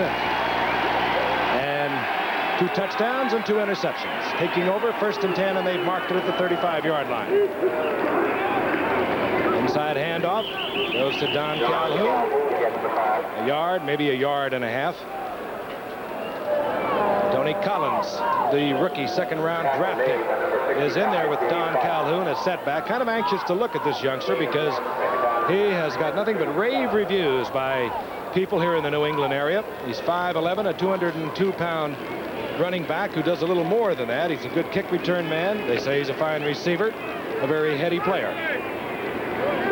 Mosi Tutupu now, the fullback in there with Tony Collins. This is Collins. Collins is really hammered there by Dave Butts. You see the flag down. But they say, too, Fran, that Dave Butts is playing the best football of his career this preseason. Well, he's been one of those guys, great potential, but has only played good. He hasn't really played up to his potential. But you're right. They think that this year he's looked better than he's ever looked. I'll tell you, if he ever does, at 6'7", 295 pounds, you better clear the decks. Dave Butts. You saw the indication against the New England Patriots, now being marked off by referee Bob Frederick. There's just nowhere to run for the New England Patriots backs, and this is a fine offensive line. Offensive holding, number 74, second down. That's the second time with old Shelby today, Shelby Jordan, for holding. Let's hope he doesn't go for the hat trick. You know, one name we haven't mentioned all day is number 73, John Hanna, who may be as good as any offensive lineman in football, and some think as good as any that's ever played the game. And we haven't really called his number all day. Second down, 19. Cavanaugh fires a high fly that's almost picked off. Mark Murphy dove for it. Does not come up with it. It'll be third down and 19. You know, the wind isn't that bad down there, Fran, and we've seen a lot of flyers by both Grogan and now Cavanaugh. Well, you know, we talked about earlier, as we see the flags are not blowing that much. The New England offense just doesn't look like it's got any continuity. It's almost like a grab bag operation. I know it's not. I know they've got a plan. I know they've got fine offensive coaches. I assume they do. But it just doesn't have the continuity that you're looking for in an offensive plan. Third down, 19 from their own 27-yard line. Cavanaugh now out of the shotgun. And off is to Collins. And Collins belted there by Monty Coleman. Interesting call on third and 19.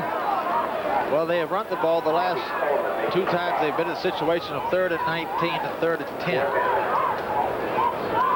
If they're trying to surprise the defense, I'm sure they're doing that. Kubash on the punt. And number 80, Virgil Say, has dropped for the Washington Redskins in his first year after a tryout with Denver a year ago out of Troy State. Little man, 5'7", 170.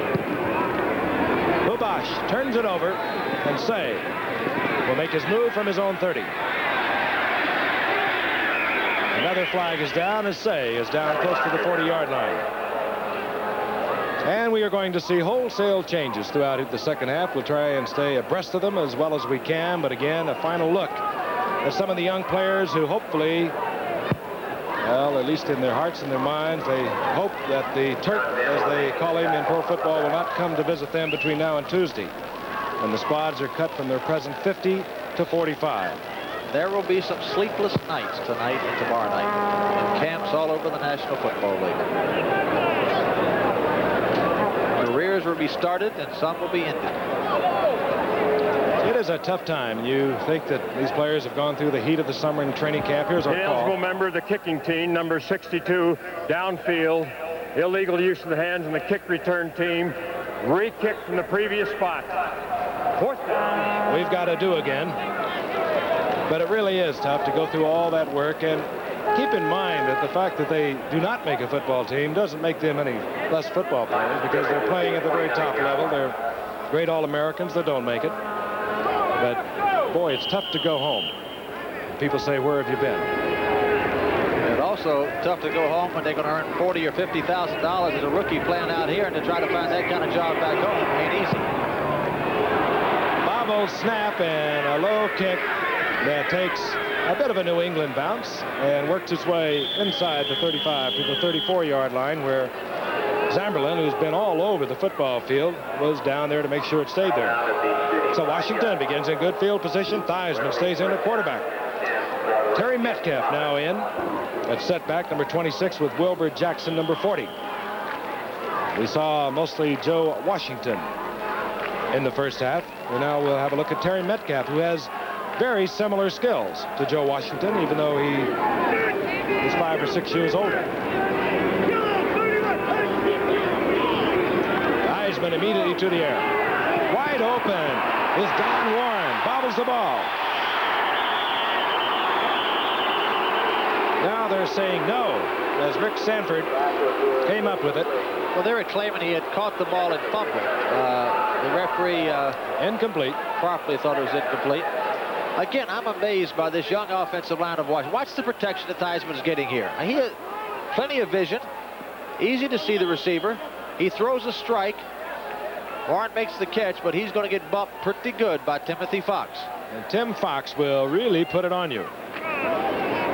One of the players obtained in a Plunkett trade that brought 3 number-1 draft picks to New England in 1976 on second down and 10. Flag is down as Ricky Thompson does not hold on. Hit there by Mike Haynes, another number-1 draft pick that same year. New England's own number-1 in 76. And I might add that in the second half of preseason games, games get a little shaky because you play different combinations. You're looking at new offensive and defensive maneuvers that you either will or maybe will not use when you get into the regular season, which begins next Sunday. Having a little bit of difficulty with Bob Frederick's microphone, but I think we get the information. Penalty on both sides. We'll do it again. There he is. Didn't get him. John Hanna, the practically perfect offensive As Sports Illustrated said he's the best lineman in the history of the game, and John Hanna was talking about that. He said, boy, I'll tell you, they're going to come after me this year. Well, you know, they talked about John Hanna, Jim Parker, Forrest Gregg. There are many people. Mike McCormick. I don't know where you start and stop in that list, but he's certainly about as good as there is right now. Second down and 10.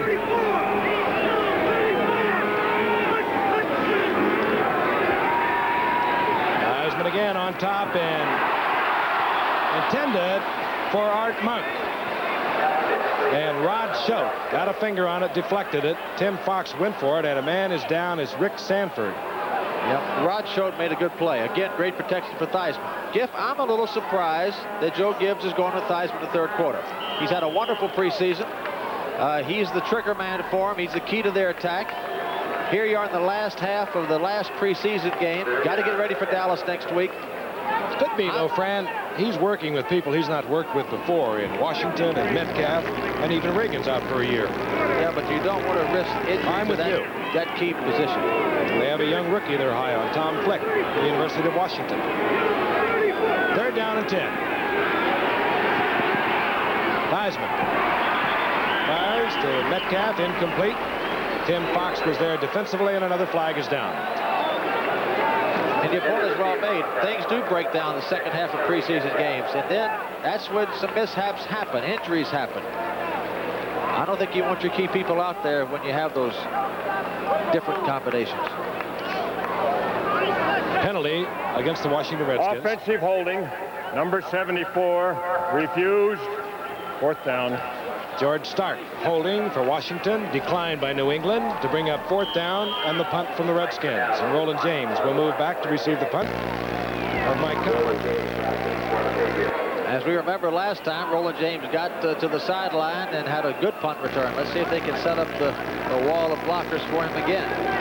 Well, the University of Tennessee, the Patriots' #1 draft pick of a year ago, does a lot of things well.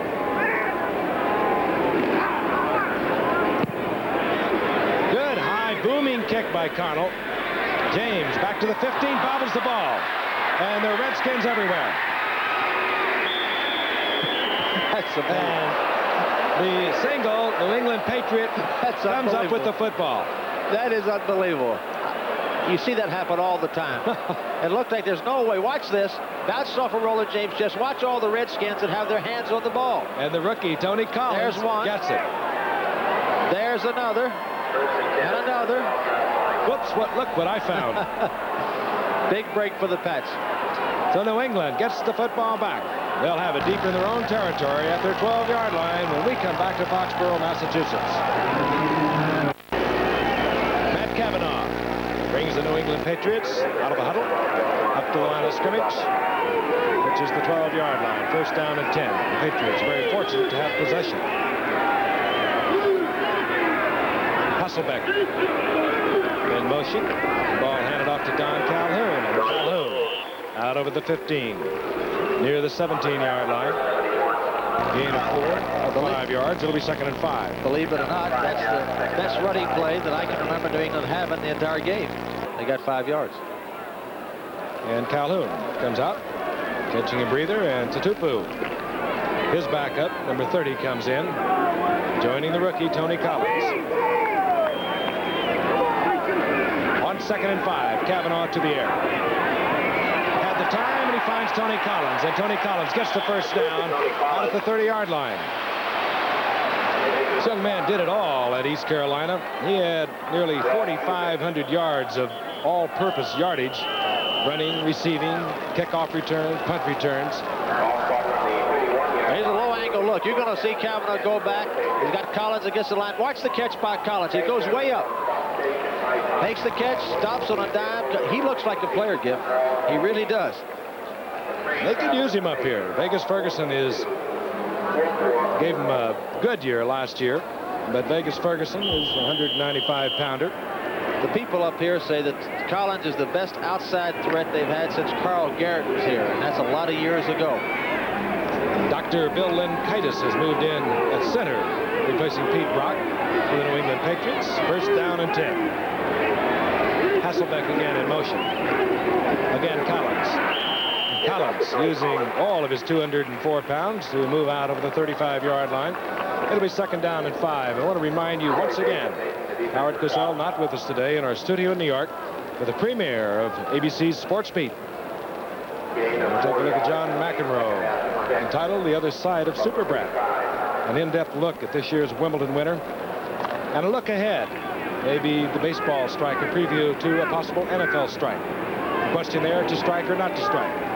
Sports Beat coming up right after the ball game. 2nd down and 5.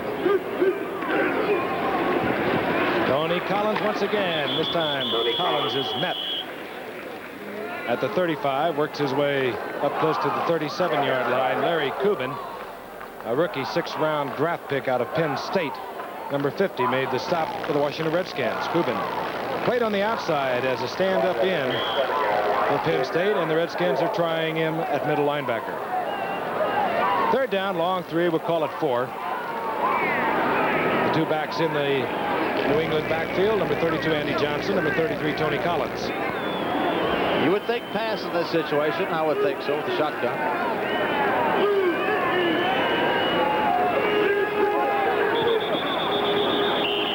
And flags fly all over the area. Still 6 seconds on the 30-second clock, so that could not be it. I think Hasselbeck jumped that time. During his holdout, he forgot to remember how to get off with the count, or the basic. Illegal procedure on the offensive center. Well, how about the center? Well, I think Hasselbeck jumped too. The team dentist, Bill Lenkaitis. Could have used him a couple of days ago. He might have nudged the football just a little bit.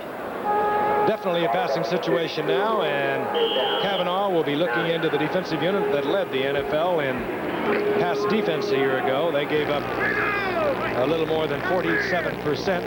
You could compare that with New England's 57%. 3rd down and 8. Kavanaugh going to the rookie Collins, once again overthrowing.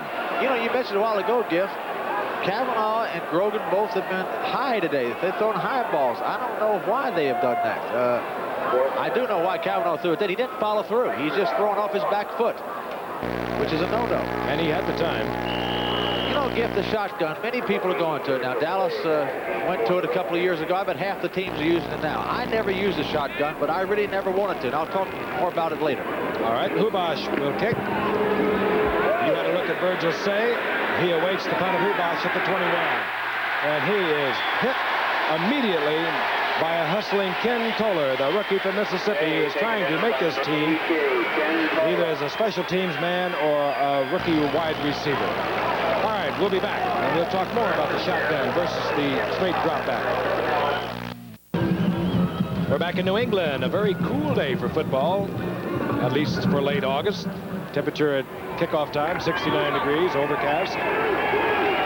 9:41 remaining in the 3rd quarter. The Redskins leading the Patriots 10-6. 1st and 10 with the Redskins. Still going with Joe Theismann. This is Terry Metcalf, right side. And Metcalf scampers down the sidelines for a gain of about 5 yards. Rod Choate defensively there to take Metcalf out of bounds. Giff, back to the shotgun. The reason I don't like the shotgun is that you've got to look at the ball coming to your hands from the snap from center, from the deep position. I think that eliminates the time you get to watch the defensive coverage. You lose the defensive coverage. If you're taking a snap from center, you see the defensive coverage all the time. You never lose contact with it. That's the reason I would never like to do the shotgun. Well, more and more teams seem to be going to it.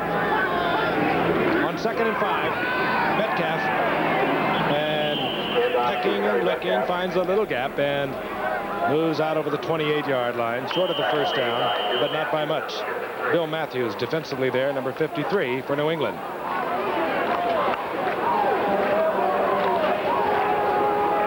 And we could be close enough for a measurement.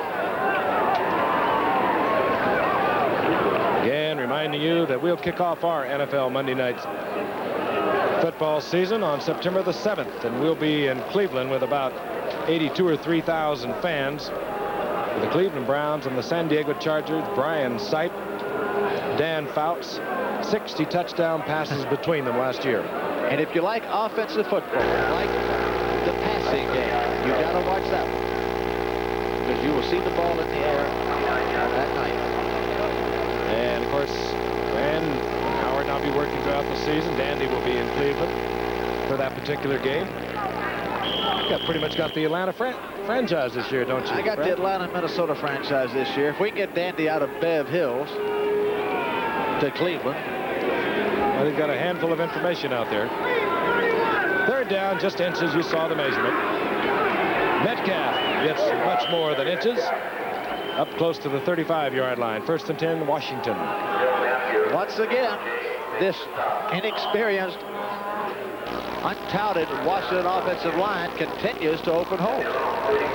Terry Metcalf, one time in his career, put together a combined accumulation of yardage, running, pass receiving, kick returning, against the Washington Redskins of 280 yards. That, of course, when he was with the Cardinals.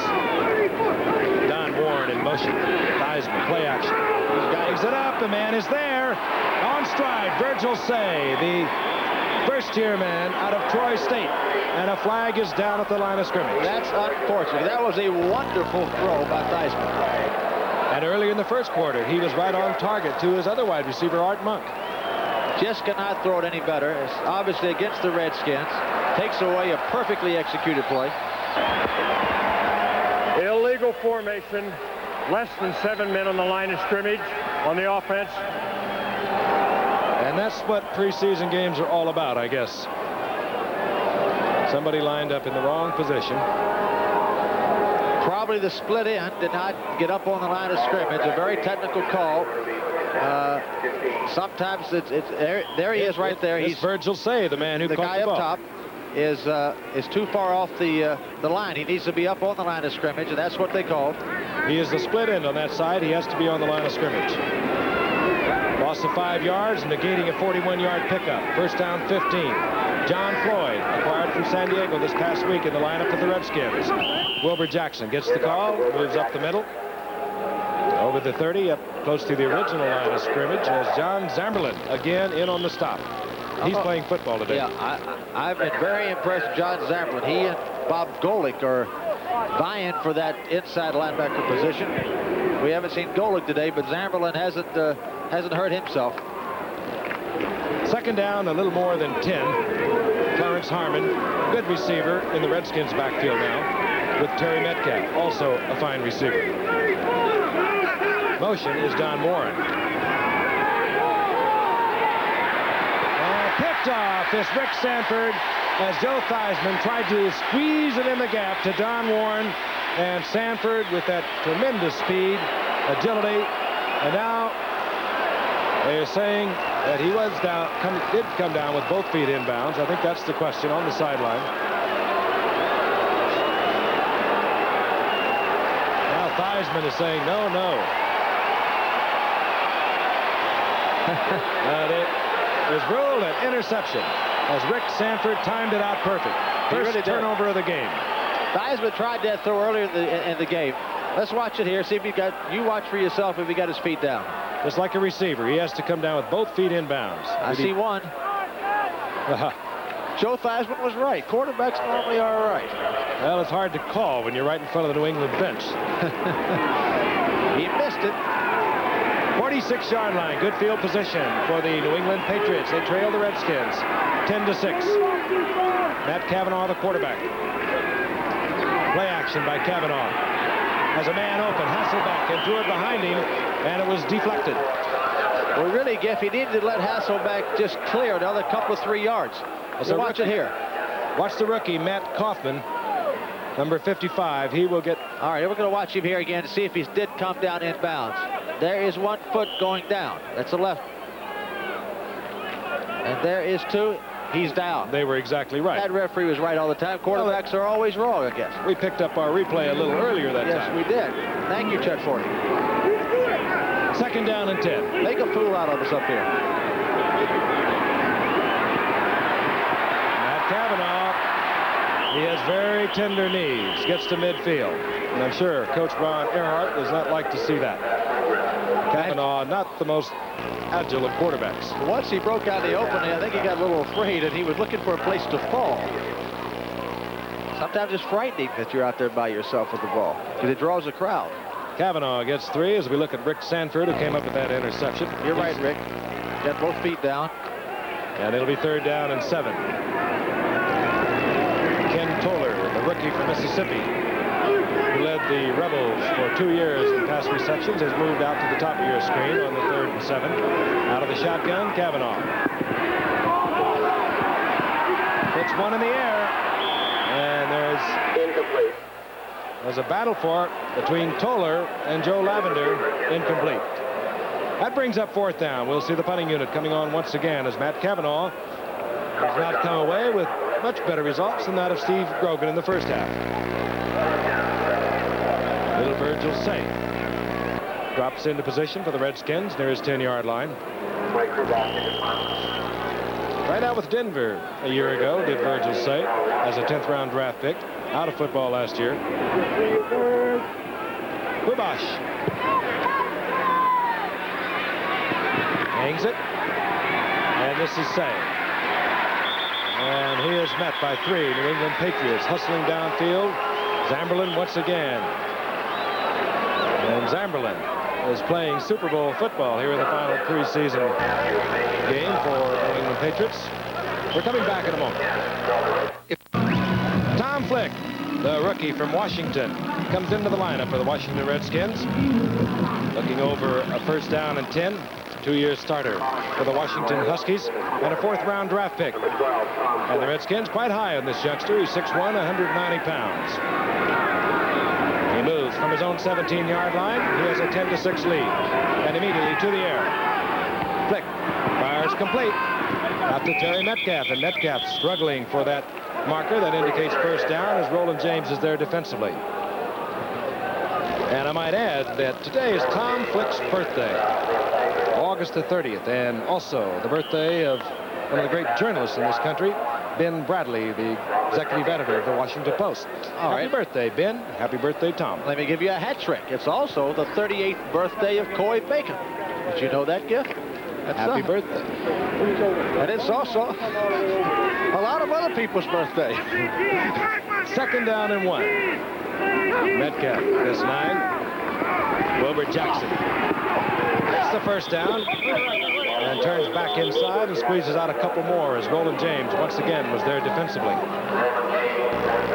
Yes, that's we're on birthdays. It's also the birthday of Patty Goodrich, wife of our very fine producer, Bob. Happy birthday. For those of you out there. Yeah, the birthdays, just call in and we'll get them on the air. 5:42 in the 3rd quarter.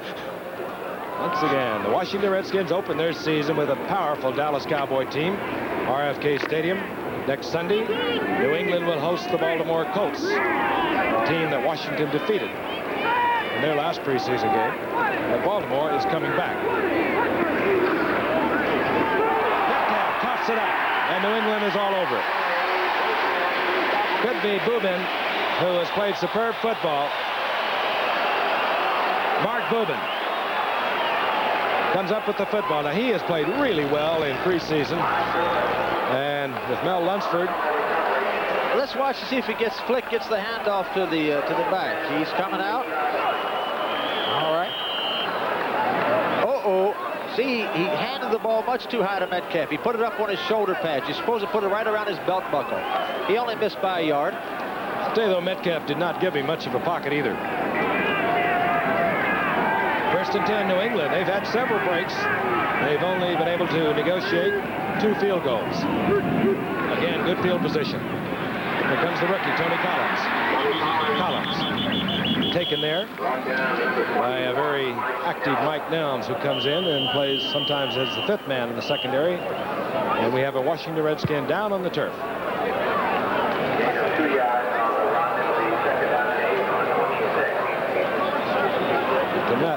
I believe that might be number 59, Brad Dusick. Yes, it is. Brad Dusick is coming out of back surgery that he had last January or February. And played just a little bit last week in a game against Baltimore, but he's being treated now by the trainers for the Washington Redskins. We'll be returning to Foxborough in a moment. As you can see, Brad Dusick walking off the field. It does not appear to be anything related to his back, which I mentioned earlier. He had surgery on last February. They're holding his left arm. We'll try and get a complete report as soon as we can. 2nd down and 8 for the New England Patriots, tailing the Redskins here in the 3rd quarter with 5 minutes remaining, 10-6. Kavanaugh firing deep and almost picked off by Joe Lavender, intended for Don Westbrook. Again, we have seen very little of Harold Jackson, the gifted wide receiver for New England. We have seen Stanley Morgan not at all today because he has a sore knee. Should be available next week for Baltimore. We've seen a lot of Joe Lavender. Giff, you know, I really don't like to be up here and be critical of where quarterbacks throw the football. But I've watched this team for 2 years now, and here Kavanaugh had 2 guys on that receiver, and Hasselbeck had 1 person on him. That was the person to go to. I don't know what their reads are, They hadn't got him right. 3rd down and 8. Collins turns back inside and appeared that he was down, but it was Dwight Wheeler that covered the ball. They say it was a fumble and Dwight Wheeler was there. Always good to have a big lineman for a friend if you cough up that football. And the combination produces a 1st down for the New England Patriots at the 17-yard line of Washington. 4:34. The clock is moving here in the 3rd quarter. If I may expand on that, Frank, when the quarterback comes out, there are certain reads he has in the secondary that tells him where's the best opportunity to throw the ball, who to throw it to. And in the New England case, very seldom do they go to the person they should go to. That means it doesn't work very well. That's right. And a safety blitz. Here comes Collins. And coming on the blitz was Mark Murphy, and he pursued it all the way from the right side to make the stop inside the 15-yard line at the 17-yard line. Gain of about 3. Andy Johnson, fine receiver for New England. Number 32 comes into the lineup. Tutupu is in there also. A setback. 2nd down and 7. Andy Johnson is being flanked out to the left. An unusual set. And nobody is covering him. There's nobody on him. There's nobody on him. And they ran him all the way back to the middle, but nobody went out with Andy Johnson at all. This is pathetic. All he had to do was step into the end zone. Yep. All he had to do was run straight down the field. He had a touchdown, but watch this. Even here, he's going to be wide open because nobody was on Andy Johnson. Nobody went out to cover him. He'll come across the middle of your screen here. Now, Cavanaugh was hit as he threw. That probably threw the ball off, but he was a wide open man. Nobody close. Very poor execution. 3rd down, 7. Out of the shotgun, Cavanaugh. Flag is down. You saw the movement. That's part of New England. That's Hasselbeck again. It's the 2nd time. He jumped before the ball was snapped. Makes no difference. They're going to take the play. Monty Coleman in on Cavanaugh on the blitz.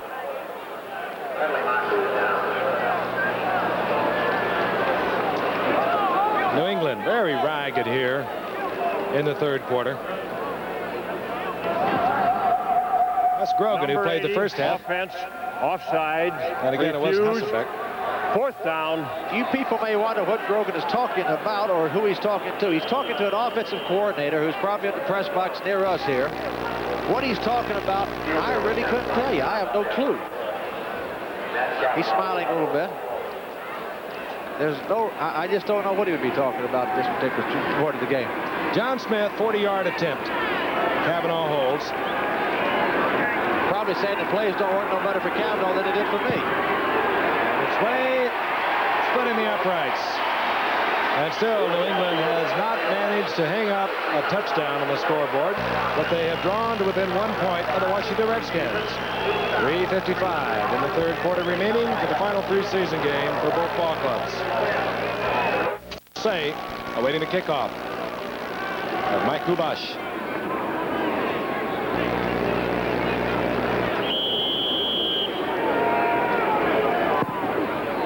Kubash nails it to the 5, and here comes Virgil Say. And down goes Virgil Say at the 25-yard line. Another flag is down. Lots of flags. As a lot of different combinations are in the lineup. That was Bob Golick who put the hammer to Virgil Say. Well, he's the guy that's battling John Zamberlin for that job, and I guess after Zamberlin's hits, Golick said, I think I'll get into the action too. That hit was brutal. Call working against Washington. Washington staying pretty much with their regular offensive unit. Illegal use of hands on the kick return, number 50.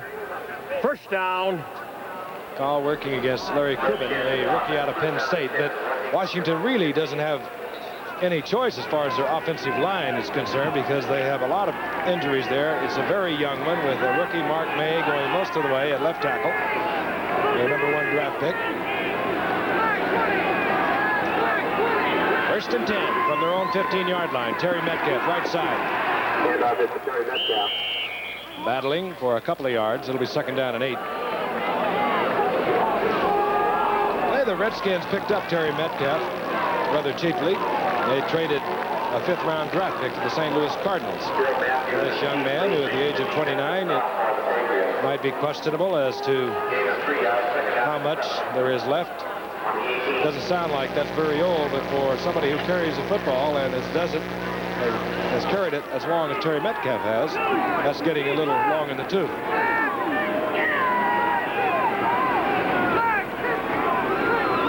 Second and long. And Tom Flick tries to dump it off to Wilbur Jackson, incomplete, and another flag is down. A late flag this time. Illegal receiver downfield.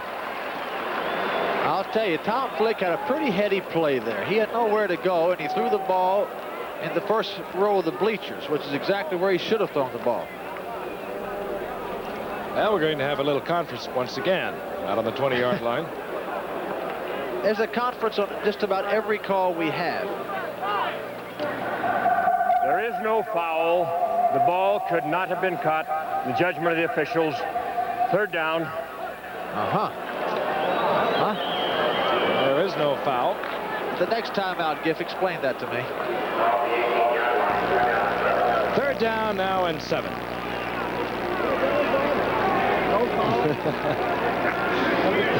2:58 remaining in the 3rd quarter. I'd like to wish everyone in America happy birthday, whether you have one or not, and stop calling ABC. We mentioned a couple of birthdays, and we have been flooded.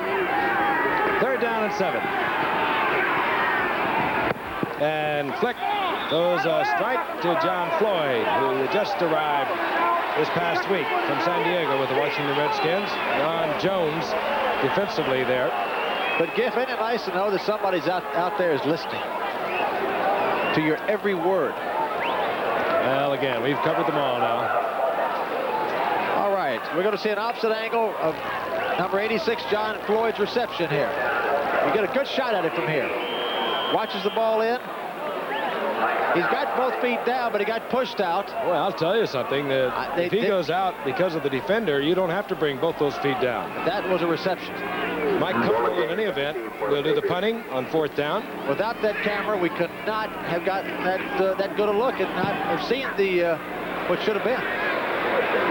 Roland James bobbles the ball and quickly falls on it. Good move, Roland James.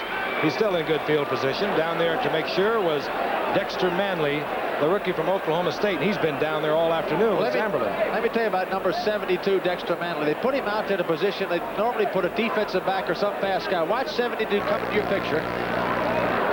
He's the first man down. Usually your fastest man on the team should be that man. But in this case, it's Manley, who's 6'3", 240. But Frank, he ran a 4.540 in college. I dare say there's nobody else on that team that can run better than a 4.540. That's exactly why he's out there. It's amazing. 1st and 10, New England from their own 34. Kavanaugh. Oh, my goodness. Puts up a flyer that's picked off, predictably enough. And this is Mark Murphy. And another flag is down as Murphy brings it all the way back to the original line of scrimmage. Dwight Wheeler made the stop. Flag, I'm sure, will not have anything to do with the interception because it happened on the return by Mark Murphy. Got to be some illegal use of hands, clipping or what have you. Another conference. We got 4 in this time. And also Dave Butt's going to get in there. And it'll work against Washington. They will have the football, however, and in good field position. All right, here we have a low-angle look at it. Kavanaugh just throws up, as you said, Frank, a flyer. Another high ball. Watch him overthrow the receiver. Wasn't much there anyway. Illegal use of the hands. Here comes Murphy making the interception. Number 65. 1st down. Dave Butts got called for using his hands illegally, trying to block from Murphy. The amazing thing to me, Giff, is that neither quarterback for New England, Grogan or Kavanaugh, looked good. They played poorly. But yet, New England still is in the ballgame. It's only 10-9 Redskins. In their defense, however, again, Stanley Morgan has not played. Harold Jackson has not played. Russ Francis is not there. Hasselbeck just came into camp. And up goes the ball, intended for Virgil Say, as young Tom Flick strong arms it downfield. Roland James was back there defensively. What puzzles me is there doesn't seem to be any zip on the ball at all, and you cannot hang that football up against a team like the Washington Redskins that was #1 in pass defense a year ago. As great as the receivers that you just mentioned are, none of them could catch the balls that I've seen flying around out there. Well, you need a Harold Carmichael standing on Hasselbeck's shoulders. Pete Brock giving his leg a little ice treatment to reduce potential swelling. 2nd down and 10. Terry Metcalf turns the corner. Gets down the sidelines behind the block of Melvin Jones. Short of the 1st down. Down close to the 42-yard line. I'll tell you one thing. Melvin Jones, number 61, got out and ran. This is a good-looking Washington offensive line. I'll tell you, Melvin Jones is the reason that the Redskins could trade Jeff Williams to San Diego to get Wilbur Young, who's not playing today. But he's the reason because they figured he was going to be the starter there anyway. Number 61, Mel Jones, over at right guard. There he is. He's big enough, but we just saw that he can run and lead the sweep. John Floyd, who had that great speed in Southeast Louisiana before he went to San Diego for about 3 years. And incomplete, far over the intended receiver, Greg McCrary, or Wilbur Jackson. They were both together as things are getting a little ragged, as they figure to be in a preseason game. Again, it's nothing more than looking at players, making sure your veterans are ready to open the season. And it can't be said that it's anything other than that. Brad Dusick, we understand, had a dislocated left shoulder. I don't know how serious that might be, but it's not good. Mike Connell hangs it high. Roland James just gets out of the way as he goes into the end zone for the touchback. And it'll come out to the 20-yard line where New England will give it another go.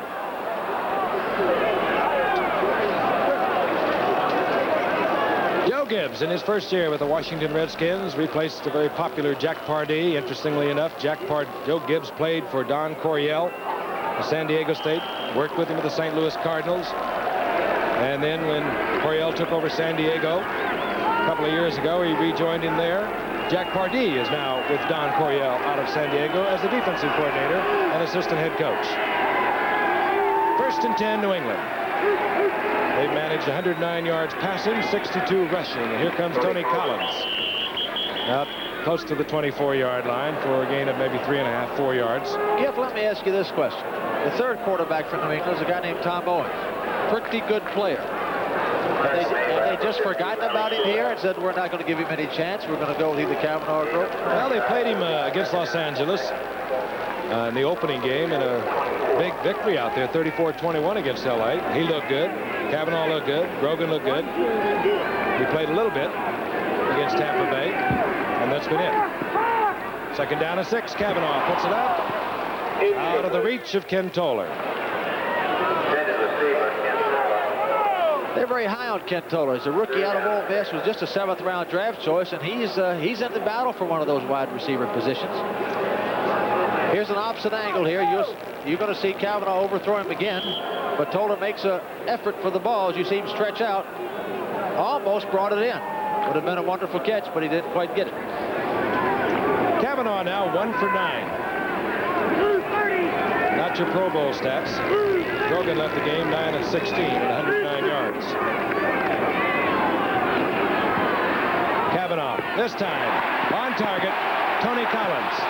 And the rookie, tight ropes down the sideline, staying in bounds inside the 45-yard line. Nifty run on a fine pass by Kavanaugh. It'll be 1st down, and New England is once again in Washington territory. All right, here we are in the reverse angle again. You'll see Tony Collins get the ball. Watch him do something with it after he gets it. He's on a linebacker there. He stays in bounds. That's a nifty move right there. Oh, yeah. This kid can play. And Tony Peters, number 23, can tackle, but he just flat missed. He left Mel Kaufman into lurches back there and beat him and Then got Tony Peters. Made him miss. They mark it at the 43-yard line. Kavanaugh up on top again.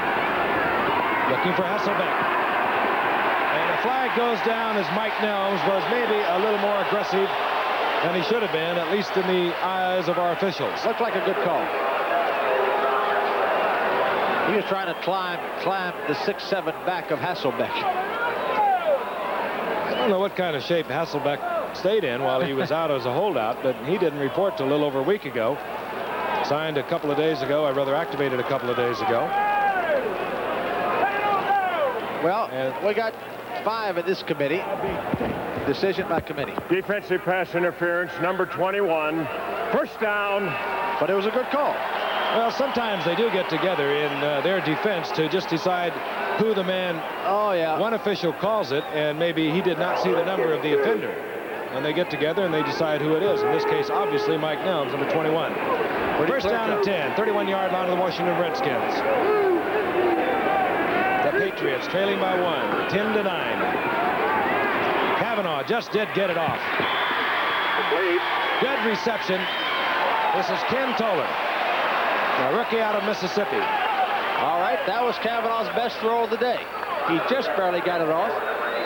But here's a low angle look. He gets back and set it up. You'll see somebody coming from his backside that almost grabs his arm just before he throws.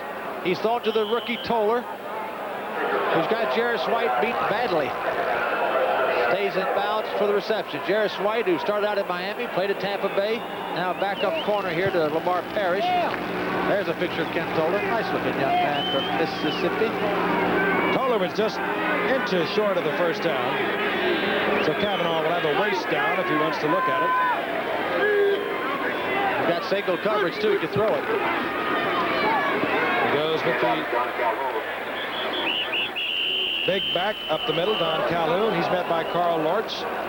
It really is not the way you'd like your big back to hit up in there on a 2nd and 1 inch. He got the first down, but he kind of danced around to do it. First down, New England, as the final seconds are ticking off here in the 3rd quarter.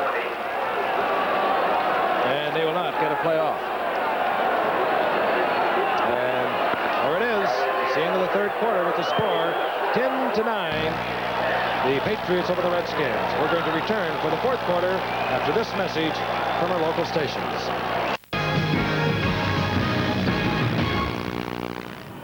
We begin the 4th quarter. Frank Gifford along with Fran Tarkenton, Howard Cosell in our New York studio, where he'll be bringing you Sports Beat, inaugurating a new ABC Sports show immediately following the game. New England has the football, first down at 10. The ball at the 20-yard line of the Washington Redskins, and New England down by 1. They trail 10-9. Washington dominated the game in the first half offensively, but they didn't get the points up. Hasselbeck doesn't hold on, and you'll hear the boos. Very good play.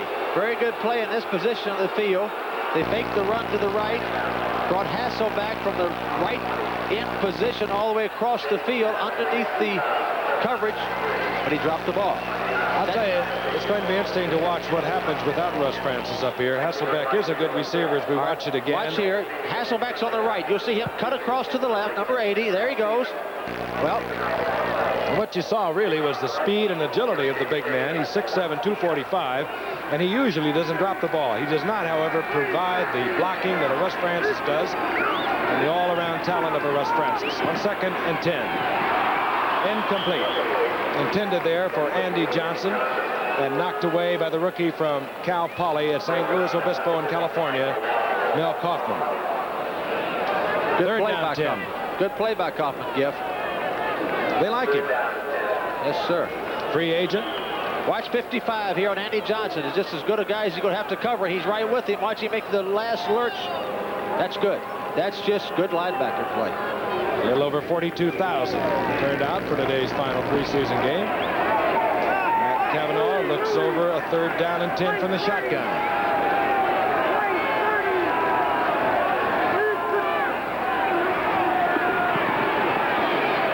Kavanaugh again throwing to Hasselbeck, and he was covered by 2 Redskins.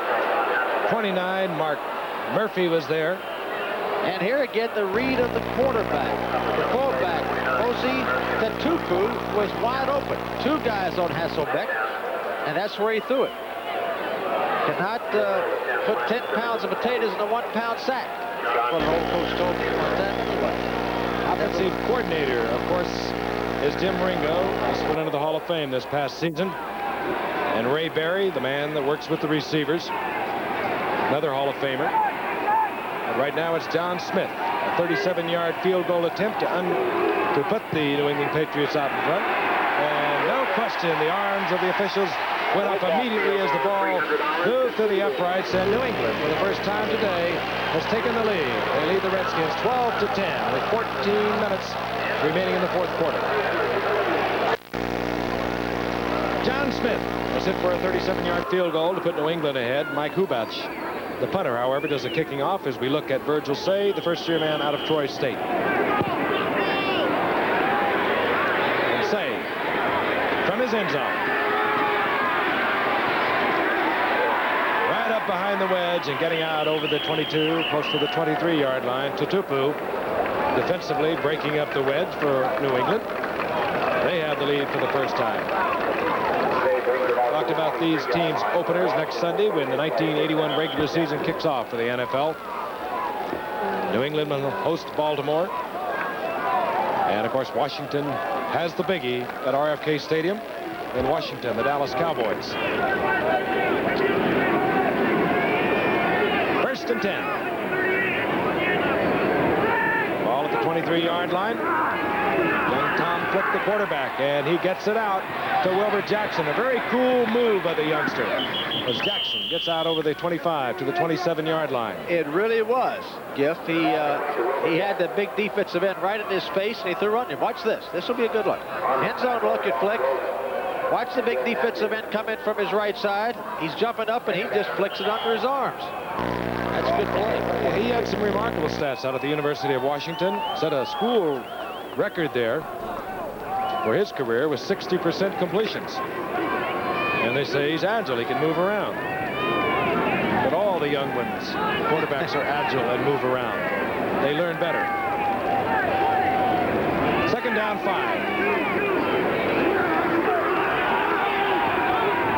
And this time, Flicks one out to Metcalf and off his fingertips. You know, that really was not Flick's fault. Terry Metcalf mistimed his jump, and when he was coming down, the ball was going up. He threw the ball pretty good. Third down and 5 for the young quarterback. Joe Gibbs. You look at a quarterback, you like to see what kind of poise he has, what kind of presence he has out there.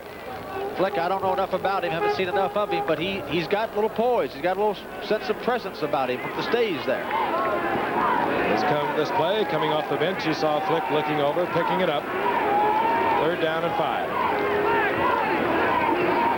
3 wide receivers in the lineup, and no chance at all for the youngster as down he goes. Tremendous pass rush. Richard Bishop leading the way. Boobin was there, number 63, and on the blitz, number 55, Don Blackman, a rookie out of Tulsa. They're very high on here in New England. A sense of presence does not help you in this situation. You just go down in a dignified way. So Washington, who dominated here in the first half without putting a lot of points on the scoreboard, they have faltered. Further obviously here in the second half. Roland James set to receive the punt of Mike Connell. Roland James should give New England good field position, barring a mishap. Connell, end over end, short kick. And James was well advised to stay away from it as it stays in Washington territory at the 48-yard line. 29-yard net by Mike Connell. That doesn't win football games. We'll be back. Matt Cavanaugh steps back into the New England huddle. 3 for 14, 58 yards, 1 interception. Not impressive. But he's winning. The ball at the 47-yard line of the Washington Redskins.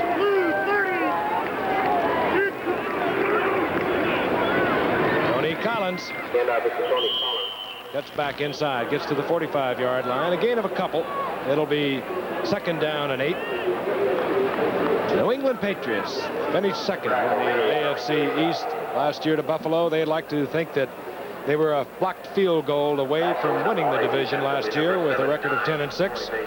But that was not to be. The blocked field goal you might have seen on Monday Night Football when they lost that heartbreaker to Miami December the 8th. The Washington Redskins finished third in the NFC East. They think they're on their way back. They have not been in the playoffs since 1976. Katupu offended again by a nice play from the rookie Mel Kaufman. I'll tell you, Cal Poly San Luis Obispo had a great football team last year. They've got players all around the league off that club. Well, I'll say one of them. Yeah, Mel Kaufman is one of them, and I'm sure he'll make this Redskin team and make a contribution. 3rd down and 8. Good personnel men on both ball clubs. Dick Steinberg has returned to the New England Patriots. He was here between 71 and 76 before going to Los Angeles. And, of course, Bobby Beathard, great personnel man, is with the Washington Redskins. 3rd down and 8. Cavanaugh out of the shotgun. Andy Johnson, and Andy Johnson has the first down. He does that so well, this little man, or at least a short man from the University of Georgia. He really does it well. And that's another good throw by Cavanaugh. Andy Johnson probably was as good a high school football player that's ever played in the state of Georgia. Tremendous athlete. Here's a reverse angle.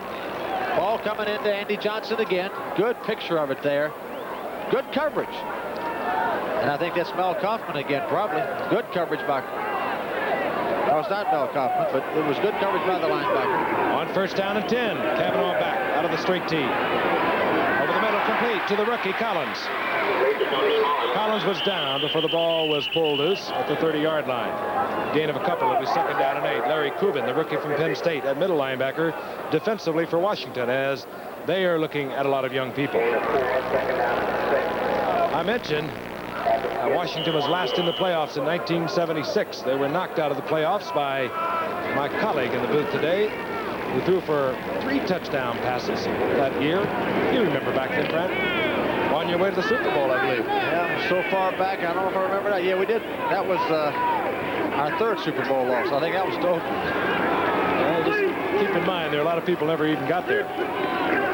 That is true. 2nd down, 7. Collins tries the outside, gets to the 25-yard line, a gain of a couple, maybe 3. Monty Coleman slides out defensively for Washington to make the stop. So it's going to be 3rd down and 3. And another rookie, an outstanding rookie that we have heard a great deal about, comes into the lineup for New England, number 91, Lynn Dawson, an 8th-round draft pick. We've not heard from Lynn Dawson much today, as Hasselbeck is being played into shape, I would think. Now, tight ends are supposed to wear numbers in the 80s, but New England has no available number in the 80s. They'll have to wait till somebody gets cut, so he's wearing number 91. I hate to say it, but they will after Tuesday. Yes, I think so. 3rd down and 3.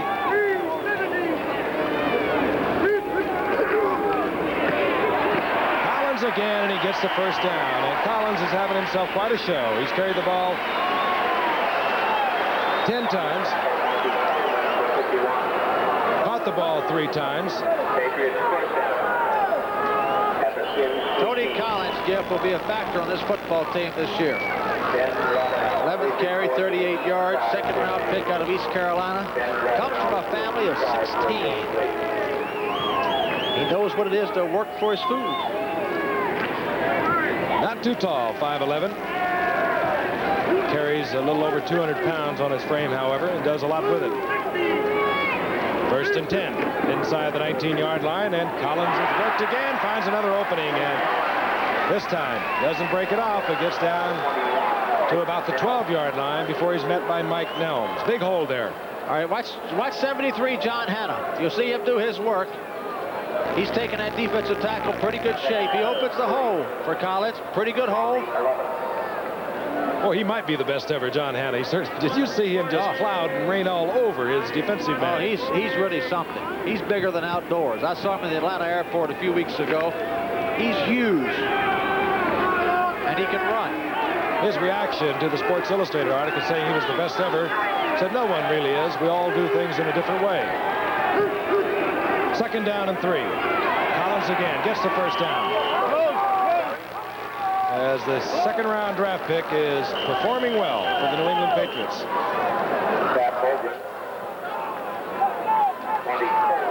There he is, Tom Owens, number 17. And a few weeks ago, New England kind of showcased him, thinking they might trade him. But with the struggling of Kavanaugh and Grogan, they said, we better keep this guy around. He's really been a good quarterback.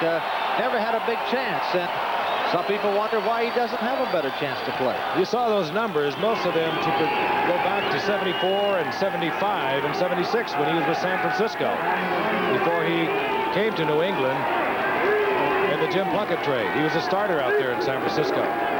1st and 10. Collins cuts back down close to the 5-yard line. You know what you like about Collins, Giff? Once he gets the ball, he seems to see the hole quickly. He doesn't drag it out. That time there wasn't anything outside. It was an outside play, and he got 2 or 3 yards. So right, friend. So many college runners come into pro football. They start an in sweep, and that's it. They're going to run it. You just cannot do that with all the speed in this particular game. You got to look for your gaps. You have to look for a block that you can cut back and go against the grain. Because you got big men out there that can run right alongside you. 2nd and goal. Kavanaugh. Touchdown to the rookie Lynn Dawson from North Carolina State. His 2nd touchdown of his rookie season. Sometimes the 3rd time's a charm. The 3rd time they've tried that play. It didn't work the previous 2. One time Hasselbeck we saw Hasselbeck drop it. Watch here as they fake the run to the right. You'll see Dawson coming across the screen from right to left. It's hard to cover a man coming all the way across. Murphy was trailing him. Peters was trailing him. Wide open. Matter of fact, Lynn was the 2nd 8th-round draft pick for New England. He only caught 11 passes as a senior at North Carolina State in a run-oriented offense. But he has been Mr. Magic up here during training camp, particularly with Russ Francis in retirement. Hasselbeck, a holdout, as we watch John Smith drill it through the uprights. So we have 6:31 remaining in the game. And the Patriots have extended their lead over the Redskins. So join in immediately following the game. Howard Cosell reporting from New York. ABC's newest entry in the sports video area, Sports Beat. Mike Lubash will kick off. Virgil Say is at the goal line for the Washington Redskins. And here comes little Virgil. And little Virgil runs into a crowd at the 24-yard line, headed by Tutupu, who just dives headlong into that wedge. Looked like a rugby scrub there. Everybody was into the pile. Watch little Virgil. He'll take the ball, and he does what he's supposed to do. He gets a head of steam up and goes right up the field. Only to be met by about 18 players. It does look like a rugby scrum. It does, doesn't it? Everybody's joining in. They mark it close to the 25-yard line. For the Redskins, one would have to say they do have an added dimension in offense with Terry Metcalf, Joe Washington. We saw them in the first half, or at least still Washington. John Regan's, of course, is back. We have not seen him in the second half. Tom Fleck gets it out to Metcalf. And Metcalf close to the 30 for a pickup of 5. It'll be 2nd and 5, but I'll tell you what they need, Fran. They're going to need help in that offensive line. Well, you know, in the first half, though, Giff, the offensive line, when they had all the starters in, both sides had their starters in, the offensive line did their job. Watch Flick here. This is another good move by Flick. He gets kissed pretty good. Looking at the rush, and watch him get the ball off. That takes courage, and he did it. I like that. That was Mark Boobin again for New England. He's played well in preseason. He comes in when New England goes to a 4-3 on 2nd and 5. Flick with another fine toss, this time to John Floyd, and John Floyd out over the 45 for a first down at the 46. Ray Claiborne was there defensively. Here's old Len Dawson. He's going to wave to the camera. Number 91, but Len, next week you'll get a number in the 80s, I am sure.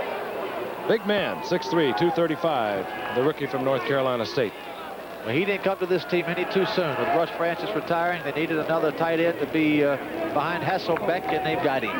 It's good to see John Floyd performing. He has a hard time getting into that lineup out in San Diego with their fine receivers. He was the one who just gave the Redskins a first down, and this is Terry Metcalf. Maybe not with the blazing quickness and speed of the old days, but he still Takes it outside for about 8 yards before being stopped by Roland James. But Giff, he looks a lot quicker to me running from the setback position than he did running kicks back. I don't know why, but he looks good out of the running back position. He's making his cuts quick. He's running with some power. He can help. Redskins trailing by 9 points. 19-10. New England over Washington. Virgil Say is in a wide receiver now for the Redskins. Flick, and again Flick was right on target. This ball is picked off, but it's not the rookie Tom Flick's fault. Picked off by number 48, Tim Fox. It was intended for John Floyd. He hit him right in the hands. It couldn't have been better. That's too bad for Floyd. Flick again, looks good. Floyd's right in his pattern. It's a break in across the middle. Flick's going to deliver the ball right on the money. Just didn't catch it. Well, again, in defense of John Floyd, if there is a defense for that kind of error, as we watched Tim Fox putting the return on, he has not played hardly at all for San Diego in the 3 years that he's been there.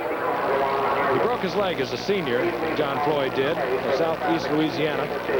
And the Chargers took a shot on him because he had the blazing speed. He never really has recovered from it. That might be the reason. You got to catch those kind of balls. New England has the ball at their own 39-yard line. Tony Collins over the right side. That's close to the 43-yard line. Gain of 3. It'll be 2nd down and 7. Lots of new faces in. Well, they always say in the National Football League you never have too many running backs. But I dare say that if anybody starts ahead of Mr. Collins this year for very long, they're going to be an exceptional back. Now, Vegas Ferguson is a good back. And I would suspect there might be times when you could bring them in on passing situations, both Vegas Ferguson and Tony Collins. 2nd and 7. Draw play to Tupu. Bulling to the 45-yard line. It'll be 3rd down and 4. All right. Another look at the interception. There's the ball bounced off Floyd. Let's watch the ball and see if Fox gets it. Oops. It might have gone down to the turf. Looks like he's scrambling around there on the turf, still trying to get it. He covered it up very well, and he leaped to his feet, and of course gave such a convincing show that the official, who was blocked by his body, gave him the interception. That ball hit the turf. Yes, it did. 3rd down, long 3. Reverse, or a fake reverse by Collins. And he is close to a 1st down at midfield. I believe he has it. Giff, we called the reverse. Maybe he should have. I'll tell you, had he only given the balls to number 82, Ken Toller might have walked down the sidelines. You're on. I am ready for the disclaimer. This telecast is presented by the authority of the National Football League. It is intended for the private use of our audience. Any rebroadcast or other use of this telecast without the express written consent of the National Football League is prohibited, and that's a no-no. All right, we are approaching the 2-minute warning. We will not get a play off. Take that, Dandy. Kavanaugh moving over. That's Jim Ringo, the great lineman for so many years. Moved into the Hall of Fame. After his play with Green Bay and Philadelphia. The man that Kavanaugh is talking to on the sidelines. 2 minutes remaining in the game, and we'll be back. The final 2 minutes of preseason for the New England Patriots and the Washington Redskins. Patriots leading the Redskins 19-10. Not a cosmetic success today's game, but a look at a lot of young players that maybe you'll be hearing from for years. Tony Collins, running back for New England. Glenn Dawson, their rookie tight end. Tupu, whom you've been looking at for 4 years out of USC. It's 3 yards for a 2nd down and 7 at the 47-yard line of the Redskins. Once again, I want to remind you, at the conclusion of the game, Sports Beat will be coming your way. Howard Cosell standing by at our New York studio, taking a look at John McEnroe, the other side of Super Brat. That'll be an in-depth look at this year's Wimbledon winner. And, of course, looking ahead to the possibility of a strike in the National Football League. We've gone through that in baseball. The player's contract is up after this season. So there is the potential for that. We'll get those stories on Sports Beat right after the game. 2nd down and 6 for the New England Patriots. Cavanaugh keeps it on the ground, gives it to Tony Collins. He'll have another New England first down at the 39-yard line. Giff, as this game winds down, New England's going to obviously win it 19-10. But I don't think the score is indicative of the game. The Redskins, when they had their horses against New England's horses, were superior, played much more crisply, looked better. New England has not looked good even in winning. Now, you say a win is a win is a win. But New England's got to play much better offensively than they have today, and their quarterbacks have got to perform better than they have today. Washington, with 3 timeouts, they're letting the clock run down. 1st and 10, New England. Tutupu, right up the middle of the 35-yard line. Once again, a reminder, New England opens against Baltimore right here next Sunday. Dallas will be in Washington next Sunday. And we will be in Cleveland Monday night, September the 7th, for Cleveland and San Diego. What we feel is our finest NFL Monday night schedule. Final seconds ticking off. The preseason is over. It begins for real for both ball clubs and all the NFL next Sunday. There it is, the final score. The Patriots 19, the Redskins 10, and we'll be back in New England in a moment. From Foxborough, Massachusetts, once again, the final score, the Washington Redskins 19, New England 10. Travel arrangements made through and a promotional fee paid by United Airlines. United flies more people to Hawaii than any other airline. That's what friendly skies are all about. This has been a presentation of ABC Sports. We'll next be talking to you from Cleveland when the Chargers invade the Cleveland Browns territory. Tomorrow.